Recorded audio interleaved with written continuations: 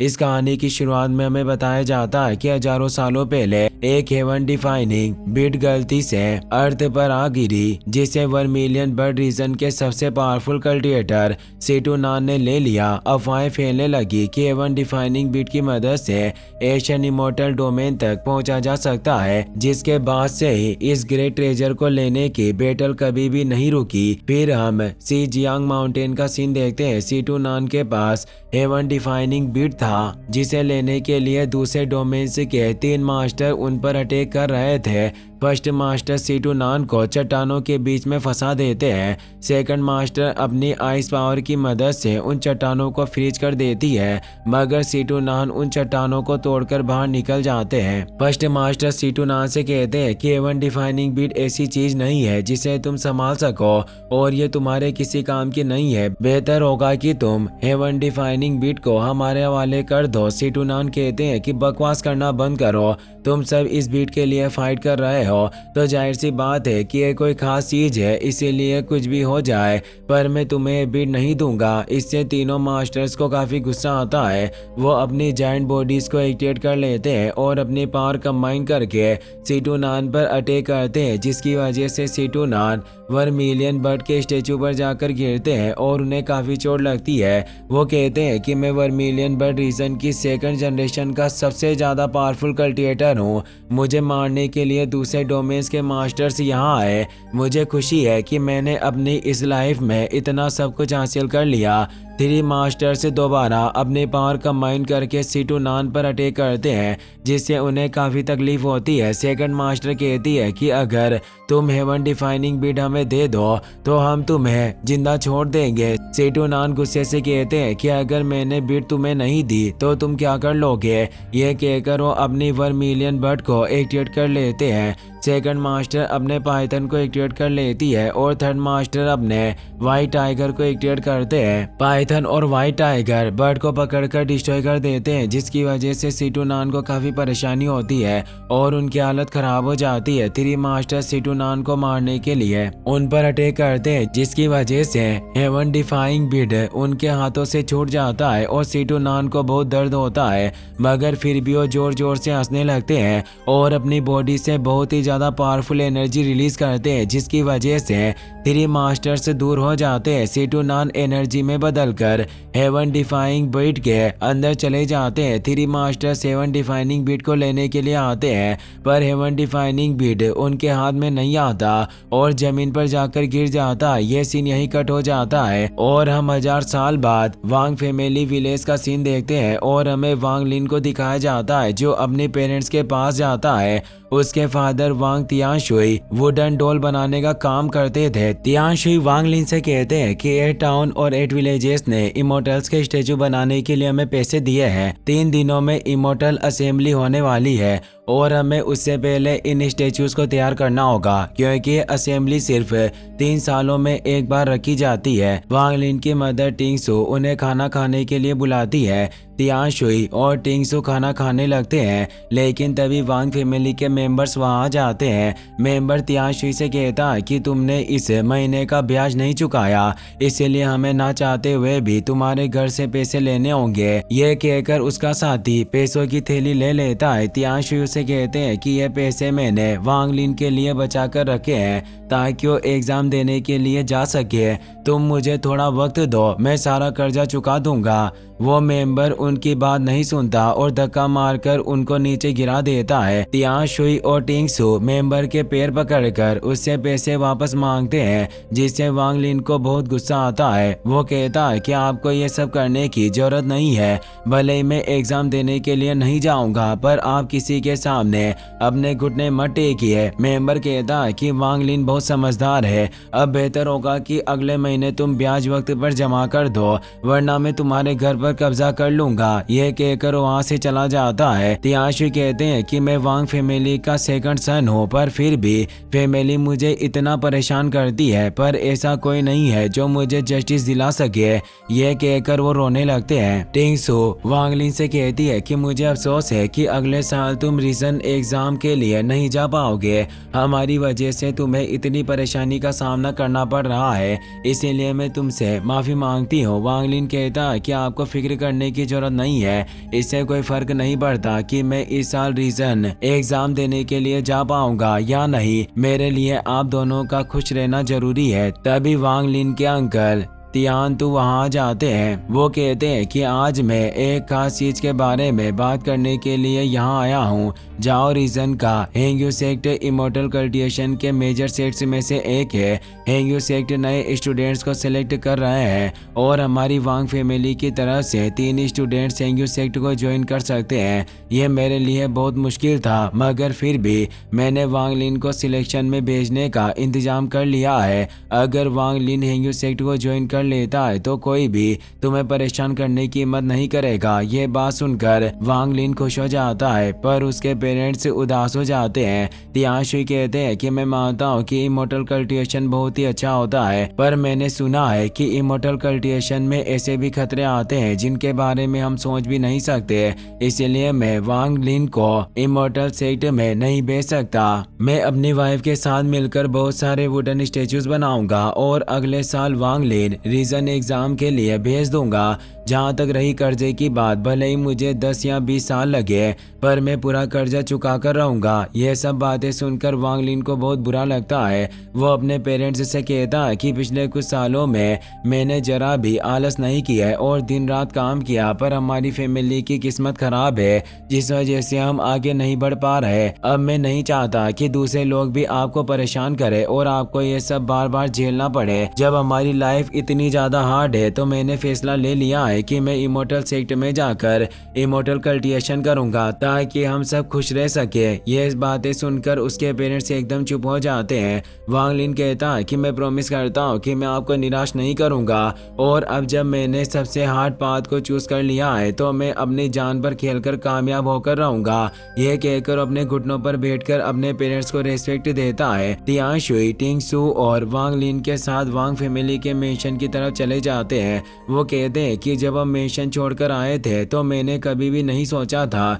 कि मैं दोबारा इस मेंशन में जाऊंगा, मगर अब जब तुम सिलेक्शन के लिए जा रहे हो तो मैं तुम्हें बताना चाहता हूँ कि तुम्हें किसी को भी परेशान नहीं करना है और अगर तुम्हें कोई कुछ कहे तो चुपचाप उनकी बातें सुन लेना चाहिए, क्योंकि इस वक्त सब लोग तुम्हारा मजाक उड़ाकर तुम्हें परेशान करेंगे। यह कहकर वो तीनों मेंशन के अंदर चले जाते हैं। वांग जुओ वांग लिन से कहता है कि जब इमोर्टल्स स्टूडेंट्स चूज करते हैं तो वो उनमें इमोर्टल बनने की काबिलियत को ढूंढते हैं। क्या तुम्हें यकीन है कि तुम सिर्फ इमोर्टल्स के वुडन स्टेचू बनाकर स्टूडेंट्स बन सकते हो? एक फैमिली मेंबर कहता है कि मैंने सुना है कि हेंग्यू सेक्ट के इमोर्टल दाओ चू वांग जुओ से खुश है और उन्हें इसका टैलेंट बहुत अच्छा लगा। इसी वजह से हमारी वांग फैमिली को 3 स्टूडेंट्स भेजने का मौका मिला है। तभी हेंग्यू सेक्ट के एलीट स्टूडेंट ओमान वहां जाता है। वो वांग जुओ से कहता है कि तुम्हें देखकर लग रहा है कि तुम काफी टैलेंटेड हो। अब मुझे समझ में आ गया कि मार्शल अंकल दाओ जो तुमसे खुश कैसे हुए।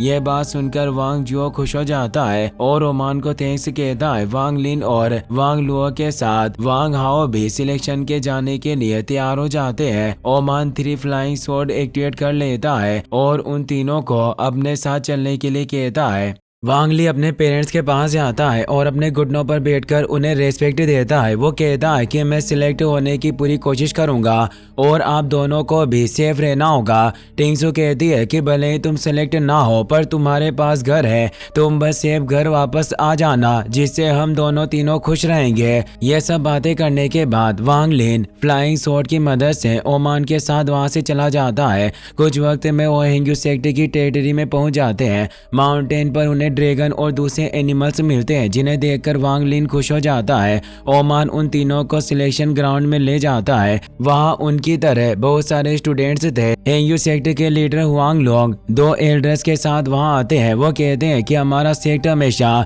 सिलेक्शन में स्ट्रिक्ट रहा है और बहुत कम स्टूडेंट्स हैं जो सिलेक्शन को पास करके सेक्ट को ज्वाइन कर पाते हैं। इमोर्टल कल्टिवेशन के अंदर जन्मजात टैलेंट बहुत जरूरी होता है, इसलिए फर्स्ट राउंड में तुम सबकी स्पिरिचुअल रूट्स को चेक किया जाएगा। दोनों सेक्ट एल्डर्स अपनी पावर की मदद से स्टूडेंट्स की स्पिरिचुअल रूट्स को चेक करने लगते हैं। उन्हें जिनका टैलेंट ज़्यादा अच्छा लगता है वो उसे सिलेक्ट करके एक साइड पर खड़े कर देते हैं और दूसरे स्टूडेंट्स को दूसरी साइड पर खड़े करते हैं। शुरुआत में कोई भी स्टूडेंट सिलेक्ट नहीं हो पाता, सिर्फ वांग जुओ सिलेक्ट होता है, जिससे सब हैरान हो जाते हैं। एल्डर वांग हुओ को चेक करते हैं, उसका टैलेंट बेकार था, पर वो एल्डर को 300 साल पुराना स्क्रिप्चर दे देता है, जिस वजह से एल्डर उसे सिलेक्ट कर लेते हैं। एल्डर वांग लिन को चेक करते हैं, पर उसका टैलेंट भी बेकार था, जिस वजह से वो एलिमिनेट हो जाता है, जिससे वांग लिन को बहुत ही बड़ा सदमा लगता है और वो निराश होकर वहां से जाने लगता है। उसे अपनी फैमिली की बेइज्जती याद आती है और वो बहुत गुस्सा होता है। फिर उसे याद आता है कि ये सिर्फ फर्स्ट राउंड था और अभी एक राउंड बाकी है, इसीलिए वो वहां से नहीं जाता।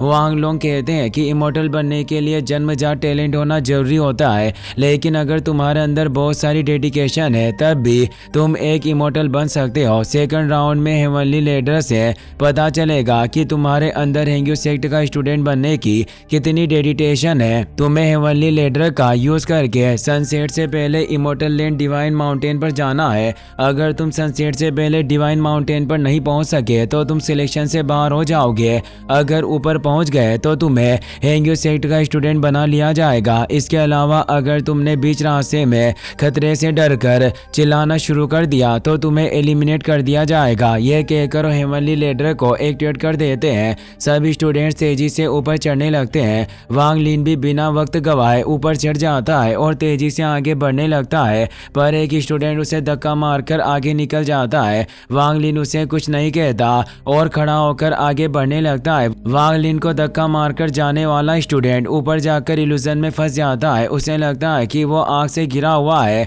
और उसकी बॉडी जल रही थी। वो डरकर जोर जोर से चीखने लगता है और नीचे गिर जाता है, मगर एलईडी स्टूडेंट उसे पकड़कर जमीन पर ले जाता है। इसी तरह बाकी स्टूडेंट्स को भी भ्रम होने लगते हैं और वो लेडर से गिरकर एलिमिनेट हो जाते हैं। ऊपर चढ़ते हुए वांग लिन भी इल्यूजन में फंस जाता है, जिसमें उसके चारों तरफ लावा आ जाता है। धीरे धीरे लावा बढ़ने लगता है और वांग लिन की बॉडी को टच करता है। वांग लिन कहता है कि यह सब एक इल्यूजन है, भले ये इल्यूजन ना हो और मैं अपंग क्यों ना बन जाऊं, पर मैं इस तरह हार नहीं मान सकता। मुझे कुछ भी करके ऊपर जाना होगा। लावा बहुत ज्यादा बढ़ जाता है और वांग लिन पूरी तरह से लावा के अंदर डूब जाता है, मगर फिर भी वो हार नहीं मानता और तैरकर बाहर निकल जाता है, जिसकी वजह से वह इल्यूजन खत्म हो जाता है और वांग लिन इमोर्टल लैंड के सामने पहुंच जाता है। मगर इमोर्टल लैंड तक पहुंचने का कोई रास्ता नहीं था और वहां एक खाई थी। उस खाई को देखकर वांग लिन निराश हो जाता है और उसे कोई उम्मीद नहीं दिखती। तभी उसकी नजर रकी स्टोन पर पड़ती है, जिस पर लिखा था कि तुम्हें पूरी डेडिकेशन के साथ कोशिश करनी होगी। यह बात पढ़कर वांग लिन अपनी आंखें बंद कर देता है और पूरी डेडिकेशन के साथ आगे बढ़ता है, जिसकी वजह से वो हवा में चलने लगता है। वो इनविजिबल सीढ़ियों को छोड़कर तेजी से होली लैंड के पास जाता है, मगर उसके सामने एक बैरियर आ जाता है, जिसकी वजह से वो होली लैंड पर नहीं पहुंच पाता। वांग लिन के लाख कोशिश करने के बाद भी वो बैरियर ओपन नहीं होता, जिससे वांग लिन को बहुत ही ज्यादा गुस्सा आता है। वो कहता है कि मैं इतने करीब आ गया तो आखिरकार अब तुमने मुझे रिजेक्ट कैसे कर दिया। एक एल्डर कहते हैं कि तुम्हारा वक्त खत्म हो गया है। मैं मानता हूँ कि तुम्हारे पास डेडिकेटेड हार्ट है, पर इस हार्ट के साथ तुम ग्रेट वे के तरीकों के साथ नहीं रह सकते। यह बात सुनकर वांग लिन निराश हो जाता है और वहां से जाने लगता है, लेकिन वो दोबारा तेजी से होली लैंड में जाने की कोशिश करता है, पर बैरियर की फोर्स की वजह से वो दूर एक केव में जाकर गिरता है और बेहोश हो जाता है। अचानक हेवन डिफाइंग बीट उस केव के अंदर आ जाता है। बीट की डिवाइन एनर्जी की वजह से वांग लिन के सारे घाव ठीक हो जाते हैं और उसे होश आ जाता है। वांग लिन हेवन डिफाइंग बीट को टच करता है, जिसकी वजह से बीट एक्टिवेट हो जाता है और वांग लिन बीट के ड्रीम स्पेस में पहुंच जाता है।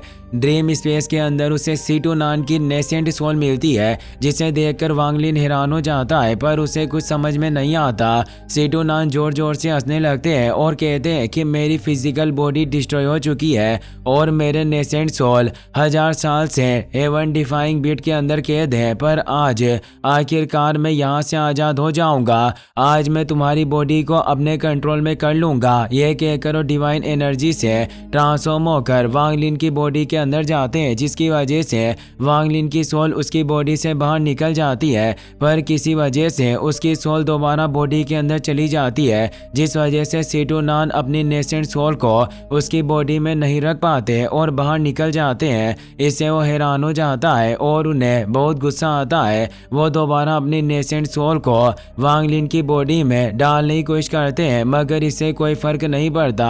वो सिर्फ बार बार उसकी बॉडी के अंदर जाकर बाहर निकल जाते हैं, जिससे वो निराश हो जाते हैं। वो कहते हैं कि मैंने 1000 साल इंतजार किया, मगर फिर भी मैं तुम जैसे मॉर्टल की बॉडी को अपने कंट्रोल में नहीं कर पा रहा। आखिरकार ऐसा कैसे हो सकता है? यह कहकर सीटू नान सोचते हैं कि एवन डिफाइंग बिड अपनी मर्जी से इस लड़के को चूज किया है। इसका जन्मजात टैलेंट बहुत कमजोर है। अगर मैंने इसके पावरफुल बनने के बाद यहाँ से बाहर निकलने का इंतजार करूँ तो इतने वक्त में वर्मिलियन बर्ड रीजन पूरी तरह से डिस्ट्रॉय हो जाएगा और मैं कुछ नहीं कर पाऊंगा। वांग लिन कहता है कि मैं इमोर्टल बनना चाहता हूँ, क्यों ना कल्टिवेशन करने में आप मेरी मदद करें और पावरफुल बनने के बाद मैं आपको यहाँ से आज़ाद कर दूंगा। सीटू नान कहते हैं कि तुम्हारा जन्मजात टैलेंट बहुत कमजोर है, तुम कितनी भी कोशिश क्यों ना कर लो पर एक इमोर्टल नहीं बन पाओगे। इससे वांग लिन को काफी गुस्सा आता है। वो कहता है कि भले ही मैं एक नॉर्मल टैलेंट के साथ पैदा हुआ हूँ, पर इसका मतलब ये नहीं है कि मेरी डेस्टिनी भी नॉर्मल होगी। सीटू नान कहते हैं कि अगर तुम्हें अपने ऊपर इतना ही भरोसा है तो खुद आगे बढ़ने के बारे में सोचो। ये कहकर वो वांग लिन को ड्रीम स्पेस से बाहर निकाल देते हैं। हेंग्यू सेक्ट के स्टूडेंट्स जांग क्वांग और तियान शुई वांग लिन को ढूंढ लेते हैं और उसे सेक्ट में वापस लेकर जाते हैं। वांग लिन को सही सलामत देखकर टिंगसू खुश हो जाती है और उसे हक करती है। मास्टर सुन दाजू वांग लिन से कहता है कि सेक्ट लीडर को तुम्हारा डेडिकेशन बहुत अच्छा लगा, इसीलिए उन्होंने तुम्हें सेक्ट स्टूडेंट बना लिया है। ये बात सुनकर वांग लिन थोड़ा निराश हो जाता है, क्योंकि वो अपने पेरेंट्स को छोड़कर नहीं जाना चाहता था, पर तियान शुई उसे जबरदस्ती जांग क्वांग के साथ वहां से भेज देते हैं। जांग क्वांग वांग लिन को सेक्ट में लेकर आ जाता है। वो बताता है कि इमोर्टल सेक्ट में स्टूडेंट्स के ड्रेस कलर से उनकी रैंक तय की जाती है। व्हाइट कलर ड्रेस वाले स्टूडेंट्स सबसे हाई रैंक के होते हैं, उनके बाद रेड ड्रेस और येलो ड्रेस वाले स्टूडेंट्स होते हैं। अभी तुम ग्रे ड्रेस स्टूडेंट हो, इसीलिए तुम्हें इनर सेक्ट स्टूडेंट में नहीं गिना जाएगा। तुम्हें अपनी रैंक बढ़ाकर इनर सेक्ट में आना होगा। यह सब बताकर वो वांग लिन को दूसरे ग्रे ड्रेस स्टूडेंट के पास छोड़कर चला जाता है। ग्रे ड्रेस स्टूडेंट को येलो ड्रेस स्टूडेंट शुलांग संभालता है। जांग हो वांग लिन से कहता है कि मैं जानता हूँ कि शुरुआत में तुम्हें यहाँ काफ़ी अजीब लग रहा होगा, पर तुम्हें फिक्र करने की जरूरत नहीं है। अगर तुम्हें कोई चीज़ समझ में ना आए तो तुम मुझसे पूछ सकते हो।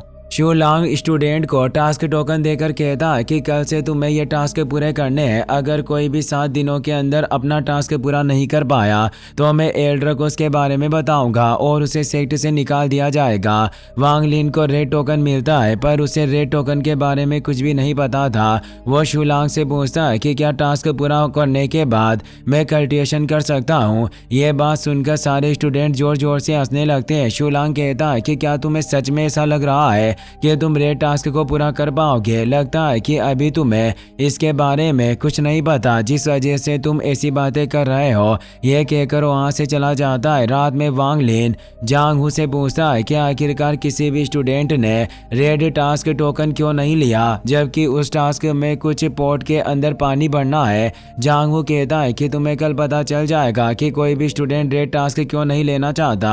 अगली सुबह वांग लिन अपने टास्क के लिए चला जाता है। वहाँ उसे बहुत बड़े बड़े पॉट मिलते हैं, जिन्हें उसे 7 दिन के अंदर पानी से पूरा भरना है। उस पॉट को देखकर वांग लिन हैरान हो जाता है, मगर फिर भी वो हार नहीं मानता और बकेट की मदद से वाटरफॉल से पानी लेकर उन पॉट के अंदर डालता है। दिन भर बकेट उठाने की वजह से वांग लिन के हाथों से खून आने लगता है। वांग लिन को याद आता है कि हेवन डिफाइनिंग बीड ने उसके घाव ठीक कर दिए थे, इसीलिए वो हेवन डिफाइनिंग बीड को पानी के अंदर डालता है और उस पानी में अपना हाथ डुबोता है, जिससे उसके हाथ ठीक हो जाते हैं। वांग लिन उस पानी को पीता है, जिससे उसे काफी अच्छा लगता है और उसे समझ में आ जाता है कि हेवन डिफाइनिंग बीड की मदद से उसकी पावर बढ़ सकती है। वांग लिन ओस के पानी को एक गोट के अंदर जमा कर देता है और हेवन डिफाइनिंग बीड को गोट के अंदर डालता है। उस पानी को पीने की वजह से वांग लिन की एनर्जी काफी बढ़ जाती है। यह देखकर सीटू नान खुश हो जाते हैं। वो कहते हैं कि यह लड़का काफी स्मार्ट है, इसने ओस की मदद से हेवन डिफाइनिंग बीड के वाटर एट्रीब्यूट को अपग्रेड कर लिया।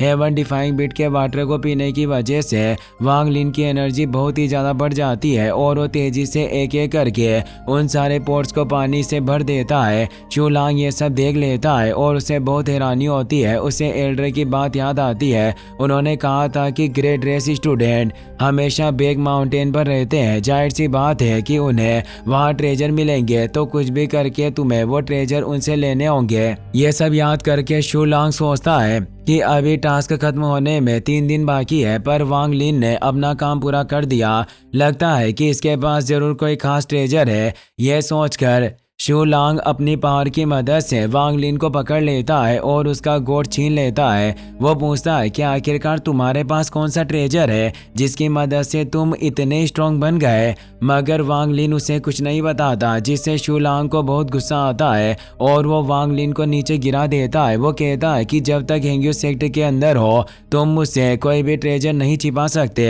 यह कहकर वो वांग लिन को एक किक मारता है, जिसकी वजह से वांग लिन दूर हो जाता है और उसे काफी चोट लगती है। शूलांग गोड लेकर वहां से जाने लगता है, जिससे सिटुनान को बहुत गुस्सा आता है। वो वांग लिन से पूछते हैं कि आखिरकार तुमने उस पर अटैक क्यों नहीं किया और उस जैसे बेवकूफ की मार क्यों खाई। वांग लिन कहता है कि अपनी इस पावर के साथ मैं शूलांग को नहीं हरा सकता। उसने मुझे परेशान किया है और इमोर्टल बनने के बाद मैं उससे बदला जरूर लूंगा। सिटुनान कहते हैं कि मैं तुम्हारे इमोर्टल बनने का इंतजार नहीं कर सकता, इसीलिए आज से मैं तुम्हें कल्टिवेशन सिखाऊंगा। ये बात सुनकर वांग लिन हंसने लगता है। वो कहता है कि मुझे लग रहा था कि आप भी दूसरे लोगों की तरह मुझे छोड़कर किसी और को चूज कर लेंगे। सिटुनान कहते हैं कि मैं सच में तुम्हें छोड़कर किसी दूसरे इंसान को चूज करना चाहता हूँ, पर हेवन डिफाइनिंग बीट ने खुद तुम्हें चूज किया है, जिस वजह से मैं कुछ नहीं कर सकता। सबसे पहले मैं तुम्हारी स्पिरिचुअल रूट्स को स्ट्रॉन्ग करूंगा, तुम आगे बढ़ सको। अभी तुम से फर्स्ट लेवल पर हो और हेंग्यू सेक्टर की स्पिरिचुअल एनर्जी भी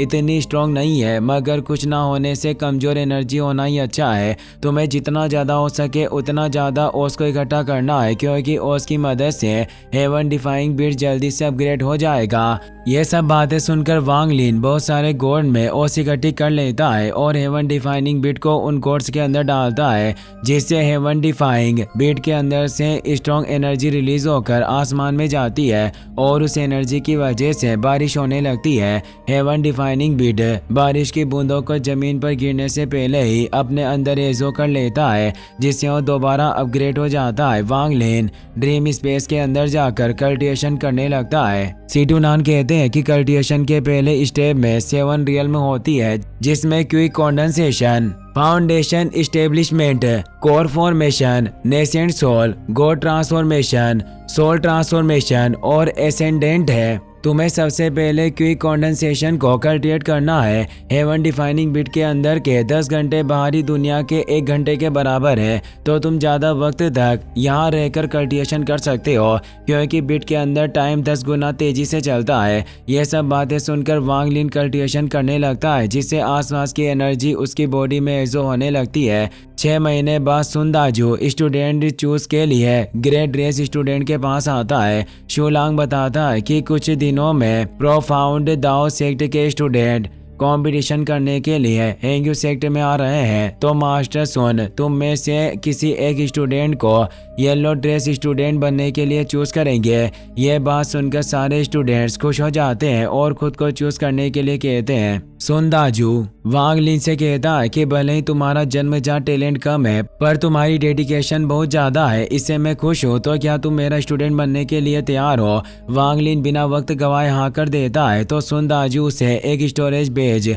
और एलिक्सियर देता है। वांग लिन एलिक्सियर को खा लेता है और सुनदाजू को थैंक्स कहता है। वांग लिन को येलो ड्रेस मिल जाती है। वो अट्रैक्शन फोर्स टेक्निक को मास्टर कर लेता है और क्विक कंडेंसेशन के फर्स्ट लेवल पर पहुंच जाता है। इससे सिटुनान खुश होते हैं और वांग लिन की तारीफ करते हैं। तभी वांग लिन को जांग हू के चिल्लाने की आवाज आती है, जो शूलांग के टास्क के बारे में बहस कर रहा था। वो कहता है कि मैं जानता हूँ कि दूसरे स्टूडेंट्स ने तुम्हें ट्रेजर दिया है, जिस वजह से तुम मुझे सेक्ट से बाहर निकालना चाहते हो। यह कहकर वहाँ से जाने लगता है, जिससे शूलांग को बहुत गुस्सा आता है। वो अपना नाइफ जांग वू के हाथ में घुसा देता है और लात मारकर उसे दूर गिरा देता है। वो कहता है कि क्या तुम्हें सच में ऐसा लगता है कि मेरे होते हुए तुम सेक्ट लीडर के पास पहुंच पाओगे? ये कहकर वो नाइफ से जांग वू पर अटैक करने लगता है, लेकिन वांग लिन स्टोन की मदद से उसका अटैक फेल कर देता है और जांग वू के सामने आकर खड़ा हो जाता है। वो कहता है कि हम सब एक ही सेक्ट के मेंबर हैं, इसीलिए अपनी हद पार मत करो। इससे शुलांग को बहुत गुस्सा आता है और वो वांग लिन से फाइट करने लगता है, मगर वांग लिन एक पावरफुल अटैक से उसे दूर गिरा देता है। वांग लिन दोबारा शुलांग पर अटैक करता है, जिससे शुलांग को बहुत तकलीफ होती है, मगर वो हार नहीं मानता और अटैक को फेल करने की कोशिश करता है। लेकिन तभी जांग वू नाइफ उसकी बॉडी में घुसा देता है और उसे नीचे गिराकर बार बार उसकी बॉडी में नाइफ घुसाता है, जिसकी वजह से शुलांग की डेथ हो जाती है। वांग लिन को देखते हैं वो जांग वू से कहता है कि तुम्हें फिक्र करने की जरूरत नहीं है, मैं शुलांग की बॉडी को ठिकाने लगा दूंगा और किसी को पता भी नहीं चलेगा, बस तुम यहाँ से चले जाओ। जांग वू वांग लिन को भी अपने साथ चलने के लिए कहता है, मगर वांग लिन उसे मना कर देता है। वो कहता है कि अगर मैं भी तुम्हारे साथ आ गया तो हेंग्यू सेक्ट को लगेगा कि हम शुलांग का मर्डर करके भाग गए हैं और वो हमें पकड़कर सजा देंगे। मैं कोई बहाना बनाकर इस मैटर को खत्म कर दूंगा। ये बात सुनकर जांग वू खुश हो जाता है और वांग लिन को थैंक्स कहकर वहां से चला जाता है। वांग लिन अपनी पावर की मदद से शुलांग की बॉडी को उठाने की कोशिश करता है, पर वो अपनी क्यूई का यूज नहीं कर पाता, जिससे वो हैरान हो जाता है और सीटू नान से इसके बारे में पूछता है। सीटू नान वांग लिन की स्पिरिचुअल रूट को चेक करके हैरान हो जाते हैं। वो कहते हैं कि स्पिरिट ट्रांसफॉर्मेशन ग्रास नाम का एक पॉइजन है और उसी से तुम्हें इफेक्ट किया गया है, जिसकी वजह से तुम अपनी क्यूई का यूज नहीं कर सकते और तुम्हारा कल्टिवेशन भी आगे नहीं बढ़ेगा। क्या तुम्हें किसी इंसान के ऊपर शक है जो तुम्हें पॉइजन से इफेक्ट कर सकता हो? वांग लिन को वो दिन याद आ जाता है जब सुन दाजू ने उसे अपना स्टूडेंट बनाकर एलिक्सियर दी थी। सीटू नान कहते हैं कि तुम्हारा मास्टर नहीं चाहता है कि तुम आगे बढ़ो, तो अब तुम्हें उसकी रेस्पेक्ट करने की कोई जरूरत नहीं है और मेरे हिसाब से मौका मिलने पर तुम्हें उसे मार देना चाहिए। वांग लिन पूछता है क्या आप हजारों सालों से कल्टिवेशन वर्ल्ड में है, क्या आपके पास कोई रास्ता नहीं है जिसकी मदद से हम बिना एंटीडोट का यूज किए इस पॉइजन को मेरी बॉडी से निकाल सके? सीटू नान कहते हैं कि हम किसी स्ट्रॉन्ग पॉइजन की मदद से तुम्हारी बॉडी के पॉइजन को खत्म कर सकते हैं, पर मुझे डर है कि तुम उस दर्द को सहन नहीं कर पाओगे। वांग लिन कहता है कि जब तक मैं कल्टिवेशन जारी रख सकता हूँ मुझे किसी भी दर्द से डर नहीं लगता, मैं कुछ भी करने के लिए तैयार हूँ, आप बस मुझे तरीका बताइए। ये सब बातें करने के बाद वांग लिन अरीना में चला जाता है। वहाँ हेंग्यू सेक्ट के बहुत सारे स्टूडेंट्स जमा हो जाते हैं क्योंकि प्रोफाउंड दाओ सेक्ट के मेंबर्स कंपटीशन के लिए आने वाले थे। प्रोफाउंड दाओ सेक्ट के मेंबर्स 1000 फीट सेंटीपीड पर बैठकर वहां जाता है। येलो ड्रेस स्टूडेंट कहता है कि सेंटीपीड को देखकर लग रहा है कि इसकी उम्र 300 सालों से भी ज्यादा होगी। अगर इसका जरा सा भी पॉइजन हमारी बॉडी में चला गया तो हम अपंग बन सकते हैं। यह बात सुनकर वांग लिन को आइडिया आता है कि वो 1000 फीट सेंटीपीड के पॉइजन का यूज करके अपनी बॉडी से स्पीड ट्रांसफॉर्मेशन ग्रास का पॉइजन निकाल पाएगा। प्रोफाउंड दाओ सेक्ट की एलिट स्टूडेंट लियो मेई बहुत ही ज्यादा ब्यूटीफुल थी। उसे देखकर हेंग्यू सेक्ट के स्टूडेंट्स खुश हो जाते हैं और उसकी तारीफ करने लगते हैं। लियो मेई अपने चार्म मैजिक की मदद से हेंग्यू सेक्ट के स्टूडेंट को अपनी ब्यूटी का दीवाना बना देती है, जिस वजह से वो अपने माइंड को कंट्रोल नहीं कर पाते। लेकिन तभी एल्डर दाओजू वहां जाते हैं और अपने एक ही अटैक में लियो मेई का चार्म मैजिक फेल कर देते हैं, जिसकी वजह से हेंग्यू सेक्ट के स्टूडेंट जमीन पर गिर जाते हैं। लियो मेई वांग लिन को देखकर सोचती है कि मैं वाटर स्पिरिचुअल रूट के साथ पैदा हुई हूँ और मेरे लेवल का कोई भी कल्टिवेटर मेरी चार्म पावर से नहीं बच सकता। इस स्टूडेंट का कल्टिवेशन सिर्फ क्यूई कंडेंसेशन के फर्स्ट लेवल पर पहुंचा है, पर फिर भी इसे मेरी चार्म पावर से कोई फर्क नहीं पड़ा। मुझे समझ में नहीं आ रहा है कि ऐसा कैसे हो सकता है। एल्डर दाओ जो पूछते हैं कि आखिरकार प्रोफाउंड दाओ सेक्ट के स्टूडेंट कब से 9 स्ट्रीम्स चार्मिंग जैसी टेक्निक को प्रैक्टिस करने लगे हैं। ये सच में बहुत शर्म की बात है। गुलई कहता है कि मेरी student pure water spiritual root के साथ पैदा हुई है, उसे कोई चार्म टेक्निक प्रैक्टिस करने की जरूरत नहीं है। तुम्हारे सेट के स्टूडेंट कमजोर है, जिस वजह से वो इतनी आसानी से उसके चार्म में फंस गए। एल्डर ओयांग दाओ कहते हैं कि हेंग्यू सेक्ट के स्टूडेंट्स की स्पिरिचुअल रूट में 5 एलिमेंट्स मिक्स है। लगता है कि दाओ जू को इसके बारे में नहीं पता, जिस वजह से वो ये सब बातें कर रहा है। ये कहकर वो दोनों हंसने लगते हैं, जिससे दाओ जू को काफी गुस्सा आता है। तभी हुआंग लोंग वहां जाते हैं। उन्हें देखकर एल्डर ओयांग और गुले चुप हो जाते हैं। दोनों उन्हें रेस्पेक्ट देते हैं। हुआंग लोंग कहते हैं कि तुम सब बहुत दूर से आए हो, तो बेहतर होगा कि ये सब बकवास छोड़कर आराम करने पर ध्यान दो। और जहाँ तक रही हेंग्यू सेक्ट के स्टूडेंट की पावर की बात, उसके बारे में तुम्हें कंपटीशन में पता चल जाएगा। ये बात सुनकर दोनों प्रोफाउंड दाओ सेक्ट के एल्डर्स हुआंग लोंग के साथ चले जाते हैं। एल्डर दाओ जू वांग जुओ को प्रोफाउंड दाओ सेक्ट के स्टूडेंट्स को रूम में ले जाने के लिए ऑर्डर देते हैं। वांग जुओ वांग लिन को 1000 फीट सेंटीपीड को खाना खिलाने का ऑर्डर देता है, जिससे वांग लिन खुश हो जाता है। सीडू नान अपनी पावर की मदद से वांग लिन की बॉडी का पॉइजन कमजोर कर देते हैं, जिसकी वजह से वांग लिन कुछ वक्त तक अपनी स्पिरिचुअल पावर का यूज कर सकता था। वांग लिन 1000 फीट सेंटीपीड के सामने एक डियर को भेज देता है और सेंटीपीड उसे पकड़कर खा जाता है। वांग लिन ने डियर की बॉडी में पॉइजन डाला था, जिसकी वजह से सेंटीपीड बेहोश हो जाता है। इसका फायदा उठाकर वांग लिन एक बोतल के अंदर सेंटीपीड का पॉइजन इकट्ठा कर लेता है और बोतल लेकर वहां से जाने लगता है। लेकिन तभी सेंटीपीड को होश आ जाता है और उसे वांग लिन पर बहुत गुस्सा आता है। सेंटीपीड उसे मारने के लिए उसके पीछे भागता है। वांग लिन तेजी से क्लिफ से कूद जाता है और अपनी अट्रैक्शन टेक्निक की मदद से दूसरी क्लिफ पर चला जाता है। क्लिफ पर बैरियर बना हुआ था, जिस वजह से सेंटीपीड उसके पास नहीं आ पाता और वांग लिन की जान बच जाती है। वो ड्रीम स्पेस में जाकर सेंटीपीड के पॉइजन को पी जाता है, जिसकी वजह से स्पीड फाउंडेशन ग्रास का पॉइजन खत्म हो जाता है। मगर इससे वांग लिन को भी काफी तकलीफ होती है, पर फिर भी वो हार नहीं मानता और बैठकर कल्टिवेशन करने लगता है, जिसकी वजह से उसकी पावर तेजी से बढ़ने लगती है। सीटू नान कहते हैं कि अगर तुम मर गए तो मुझे दोबारा सैकड़ों सालों तक अकेला रहना पड़ेगा, इसीलिए तुम्हें ज्यादा जोखिम उठाने की जरूरत नहीं है। तुम बस शांति से अपनी स्किल्स का यूज करो। ये बात सुनकर वांग लिन शांति से कल्टिवेट करने लगता है, जिसकी वजह से वो ब्रेक थ्रू करते हुए फर्स्ट लेवल से 4th लेवल पर पहुंच जाता है। अचानक वो बहुत सारे ब्रेक थ्रू करके क्यूई कंडेंसेशन के 14 लेवल पर पहुंच जाता है, जिससे सीटू नान के होश उड़ जाते हैं। वांग लिन पूछता है कि आखिरकार मैंने अचानक 14 लेवल पर ब्रेक थ्रू कैसे कर लिया। सीटू नान बताते हैं कि सेंटीपीड के पॉइजन ने तुम्हारी बॉडी पर लगे रेस्ट्रिक्शन को खत्म कर दिया। तुमने पहले जितनी भी स्पिरिचुअल एनर्जी को एब्जॉर्ब किया, वो सारी एनर्जी एक साथ तुम्हारी बॉडी में रिलीज हुई, जिसकी मदद से तुम 14 लेवल पर पहुंच गए। तभी प्रोफाउंड दाओ सेक्ट के स्टूडेंट वहां जाते हैं। उन्हें देखकर वांग लिन चौंक जाता है और पूछता है कि आखिरकार ऐसा क्या हो गया जो तुम सब यहाँ आ गए हो। एक स्टूडेंट कहता है कि तुम ऐसा बर्ताव कर रहे हो जैसे तुम्हें कुछ भी पता ही नहीं है, पर हम जानते हैं कि तुम्हारी वजह से ही हमारे 1000 फीट सेंटीपीड की एनर्जी अचानक से कम हो गई।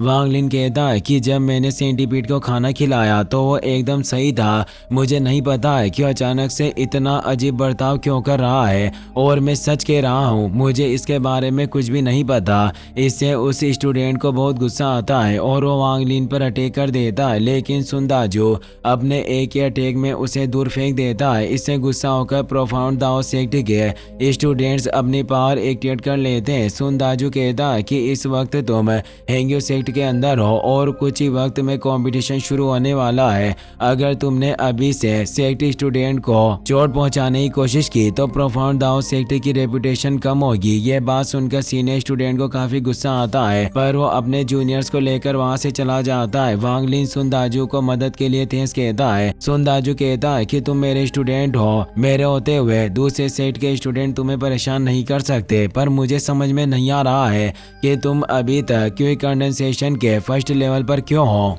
वांगलिन सोचता है कि अच्छा हुआ कि मास्टर सीटू ने मुझे अपने कल्टिवेशन को छिपाने की टेक्निक सिखा दी, वरना मैं खतरे में पड़ सकता था। सुनदाजू को मेरे कल्टिवेशन के बारे में पता नहीं चला, यानी किसी स्टूडेंट को भी इसके बारे में पता नहीं चलेगा। ये सोचकर वांगलिन सुनदाजू से कहता है कि मेरा जन्मजात टैलेंट काफी कमजोर है, जिस वजह से मैं अपने कल्टिवेशन को आगे नहीं बढ़ा पा रहा, पर मैं प्रॉमिस करता हूँ कि जल्द ही अपना लेवल बढ़ा लूंगा। सुनदाजू सोचता है कि वांगलिन को देखकर लगता है कि वो सच बोल रहा है, पर असल में वो बहुत चालाक है। मैं यकीन के साथ नहीं कह सकता कि शुलांग की डेथ में इसका हाथ नहीं होगा, मगर कुछ भी हो, जैसे ही वांगलिन क्विक कंडेंसेशन रियल्म के 3rd लेवल पर आएगा, मैं सोल सर्च की मदद से इसके पास का वो खास ट्रेजर छीन लूंगा। वांगलिन सुनदाजू को चाय पिलाता है। अगले दिन दोनों सेक्ट्स के स्टूडेंट्स कंपटीशन के लिए अरीना में आ जाते हैं। वांगलिन के पेरेंट्स भी कंपटीशन देखने के लिए वहां आते हैं। लो है सेक्ट की स्टूडेंट ली मुआन अपने साथी स्टूडेंट ली की किंग से कहती है कि हमारे लुओ है सेक्ट में इस तरह के कंपटीशन नहीं होते। की किंग कहता है कि हमारे पास कुछ वक्त है, तुम यहाँ रुककर कंपटीशन देख सकती हो। हमारे मास्टर को पिल रिफाइनिंग के लिए दाओ सोर्स फ्रूट की जरूरत है और प्रोफाउंड दाओ सेक्ट के पास वो फ्रूट है। खुशी की बात है कि प्रोफाउंड दाओ सेक्ट के मेंबर्स मास्टर को जानते हैं, जिसकी वजह से उन्होंने हमारे लिए ग्रेट एरे एक्टिवेट किया, वरना हम कभी भी यहाँ नहीं आ पाते। मुआन कहती है कि यहाँ से कल्टिवेटर्स एक दूसरे को मारने के लिए कल्टिवेशन करते हैं, जो पिल रिफाइनिंग, वेपन रिफाइनिंग और डीमंस को मारने का काम करते हैं। किंग कहता है कि जब से तुम पैदा हुई हो तुमने किसी भी परेशानी का सामना नहीं किया, जिस वजह से तुम्हें पता नहीं है कि दुनिया में कैसे रहा जाता है। मुझे उम्मीद है कि तुम ज्यादा ट्रेवल करोगी, जिससे तुम्हें इस दुनिया का असली सच पता चलेगा। वांग लोंग ड्रैगन पर बैठकर अरीना में आ जाते हैं और कंपटीशन शुरू कर देते हैं। जांग क्वांग अरीना में जाकर प्रोफाउंड दाओ सेक्ट के स्टूडेंट को फाइट का चैलेंज देता है। प्रोफाउंड दाओ सेक्ट का स्टूडेंट जो पेंग अरीना में आ जाता है और बिना इंट्रोडक्शन दिए अपने पाइथन से जांग क्वांग पर अटैक कर देता है। जांग क्वांग अपनी लोटस स्वॉर्ड की मदद से पाइथन को रोकने की कोशिश करता है, पर इससे कोई फर्क नहीं पड़ता, तो जांग क्वांग अपनी क्रेन बर्ड से उस पर अटैक कर देता है, मगर पाइथन क्रेक को डिस्ट्रॉय कर देता है और जांग क्वांग को उठाकर दूर फेंक देता है, जिसकी वजह से वो बेहोश होकर जमीन पर गिर जाता है, जिससे सब हैरान हो जाते हैं और उन्हें पता चल जाता है कि जो पेंग क्विक कंडेंसेशन रियल्म के 13 लेवल पर है और वो प्रोफाउंड दाओ सेक्ट का चीफ स्टूडेंट है। इससे एल्डर दाओ चू को बहुत गुस्सा आता है। एल्डर ओयांग कहते हैं कि तुम्हें गुस्सा होने की जरूरत नहीं है, हम नहीं चाहते थे कि इस बार भी तुम्हारे स्टूडेंट बुरी तरह से घायल हो, इसीलिए हम सिर्फ चीफ स्टूडेंट को फाइट के लिए लेकर आए हैं। अगर तुम्हारे किसी भी स्टूडेंट ने जो पेंग को हरा दिया तो तुम्हारा हेंग्यू सेक्ट ये कंपटीशन जीत जाएगा। ये बात सुनकर की किंग कहता है कि मुझे यकीन नहीं हो रहा है कि प्रोफाउंड दाओ सेक्ट ने दूसरे स्टूडेंट्स को परेशान करने के लिए 13 लेवल के चीफ स्टूडेंट को भेजा है। लू सोंग जो पेंग को फाइट का चैलेंज देकर अपनी 100 टेक्निक से उस पर अटैक कर देता है, पर जो पेंग आसानी से उसके अटैक से बच जाता है और मल्टीपल सोर्स से लू सोंग पर अटैक करता है। लू सोंग उस पावरफुल अटैक को नहीं रोक पाता और दूर जाकर गिरता है, जिसकी वजह से उसकी हालत खराब हो जाती है और वो बैटल हार जाता है। जो पेंग दूसरे स्टूडेंट्स को फाइट करने के लिए कहता है, पर कोई भी अरीना में नहीं आता, तो जो पेंग हेंग्यू सेक्ट का मजाक उड़ाते हुए सोर्स से प्रोटेक्शन बैरियर पर अटैक कर देता है, जिसकी वजह से बैरियर टूट जाता है और कुछ स्वॉर्ड वांगलिन के पेरेंट्स की तरफ जाने लगती है, जिससे वांगलिन घबरा जाता है और तेजी से अपने पेरेंट्स को बचाने के लिए जाता है। स्वॉर्ड प्रोटेक्शन बैरियर तोड़कर वांगलिन के पेरेंट्स पर अटैक कर देता है, लेकिन उससे पहले वांगलिन उनके सामने आ जाता है और जो पेंग की सोर्स से उसी पर अटैक कर देता है, पर जो पेंग शील्ड का यूज करके बच जाता है। वांगलिन जो पेंग से पूछता है कि आखिरकार तुम जानबूझकर लोगों को चोट पहुंचाने की कोशिश क्यों कर रहे हो, पर जोई पेंग उसकी बातों का जवाब नहीं देता और अपने रेंडिंग ईगल क्लॉ से वांगलिन पर अटैक करने के लिए जाता है। वांगलिन आसानी से जो पेंग के अटैक से बच जाता है और एक पावरफुल पंच मारकर उसे दूर करता है, जिससे जो पेंग घायल हो जाता है और उसे बहुत गुस्सा आता है। वो कहता है कि तुमने क्विक कंडेंसेशन के 6th लेवल पर होकर मुझे घायल कर दिया, अब मैं तुम्हें जिंदा नहीं छोड़ूंगा। यह कहकर वो अपनी मल्टीपल सोर्स से उस पर अटैक करता है, लेकिन वांगलिन अपने आर्ट का यूज करके उसी की सोर्स से उस पर अटैक कर देता है, जिसकी वजह से जो पेंग को काफी तकलीफ होती है और गुस्से में आकर वो अपने डीमन सरपेंट से वांग लिन पर अटैक करवा देता है। उसे देखकर वांग लिन के पेरेंट्स घबरा जाते हैं, मगर वांग लिन अपने एक ही अटैक में डीमन सरपेंट को खत्म कर देता है, जिसकी वजह से जो पेंग दूर जाकर गिरता है और उसकी हालत खराब हो जाती है। वांग लिन की पावर देखकर सब चौंक जाते हैं, पर उसे कोई नहीं जानता था, इसीलिए वो सब उसके बारे में बात करने लगते हैं। स्टूडेंट को बात करते देख मुवान चौंक जाती है। वो कहती है कि इन स्टूडेंट की बात सुनकर ऐसा क्यों लग रहा है कि वो इस स्टूडेंट को नहीं जानते। जो पेंग वांग लिन से कहता है कि 6th लेवल के किसी भी स्टूडेंट के लिए मेरे ब्लैक पाइथन को डिस्ट्रॉय करना नामुमकिन है। इससे यही साबित होता है कि तुम क्विक कंडेंसेशन के 6th लेवल पर नहीं हो। वांग लिन अपनी बॉडी से एनर्जी रिलीज करता है, जिससे सबको पता चल जाता है कि वो क्विक कंडेंसेशन के 14 लेवल पर है। वांग लिन का कल्टिवेशन लेवल देखकर जो पेंग वहां से भागने लगता है, मगर वांग लिन उसे पकड़ लेता है और एक जोरदार पंच मारकर दूर गिरा देता है, जिसकी वजह से जो पेंग बेहोश हो जाता है। इससे एल्डर ओयांग को बहुत गुस्सा आता है और वो वांग लिन पर अटैक कर देते हैं, लेकिन तभी हैंग माउंटेन सेक्ट के ग्रेट एल्डर लिउ वेनजू वहां जाते हैं और आसानी से एल्डर ओयांग के अटैक को फेल कर देते हैं। वो कहते हैं कि क्या तुम्हें ऐसा लगता है कि तुम हैंग माउंटेन सेक्ट में आकर हमारे स्टूडेंट को मार सकते हो और हम तुम्हें कुछ नहीं कहेंगे। ये कहकर वेनजू वांग लिन को इन स्टूडेंट बना देते हैं। वांग लिन की वजह से हैंग माउंटेन सेक्ट कंपटीशन जीत जाता है, इसीलिए सारे स्टूडेंट्स वांग लिन की तारीफ करने लगते हैं और उससे कल्टिवेशन करने का तरीका पूछते हैं।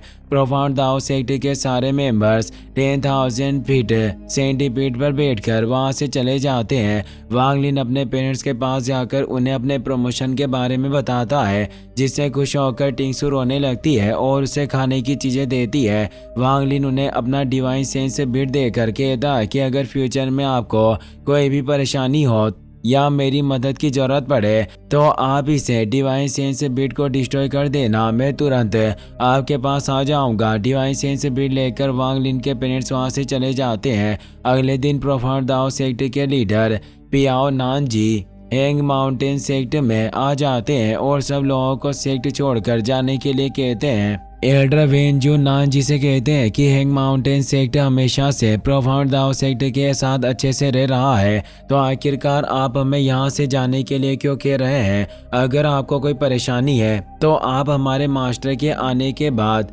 उनसे बात कर सकते हैं। नानजी वेनजू को एक टोकन देकर कहते हैं कि ओयांग ने तुम्हें बताया नहीं, पर तुम्हारे मास्टर और नेट्सेंट सोल रियल्म के सारे कल्टिवेटर्स बैटल में मारे जा चुके हैं, तो आज मैं हैंग माउंटेन सेक्ट को अपने कंट्रोल में करने के लिए आया हूँ। अपने मास्टर की डेथ के बारे में सुनकर वेनजू को काफी बुरा लगता है, पर वो दुखी न होकर एल्डर्स के साथ मिलकर माउंटेन प्रोटेक्टिंग एरे को एक्टिवेट करने लगता है। वांग लोंग सारे स्टूडेंट्स को माउंटेन छोड़कर जाने का ऑर्डर दे देते हैं। एल्डर्स प्रोटेक्टिंग एरे एक्टिवेट करके सेक्ट को प्रोटेक्ट करने लगते हैं। सुनदाजू वांग लिन से कहता है कि हमें जल्दी से अपने सारे सामान लेकर माउंटेन से दूर जाना होगा, वरना हमारी जान खतरे में पड़ जाएगी। वांग लिन कहता है कि सारे एल्डर्स और लीडर सेक्ट को बचाने के लिए एरे को प्रोटेक्ट कर रहे हैं, तो आखिरकार हम माउंटेन छोड़कर क्यों जा रहे हैं? हमें भी रुककर उनकी मदद करनी चाहिए।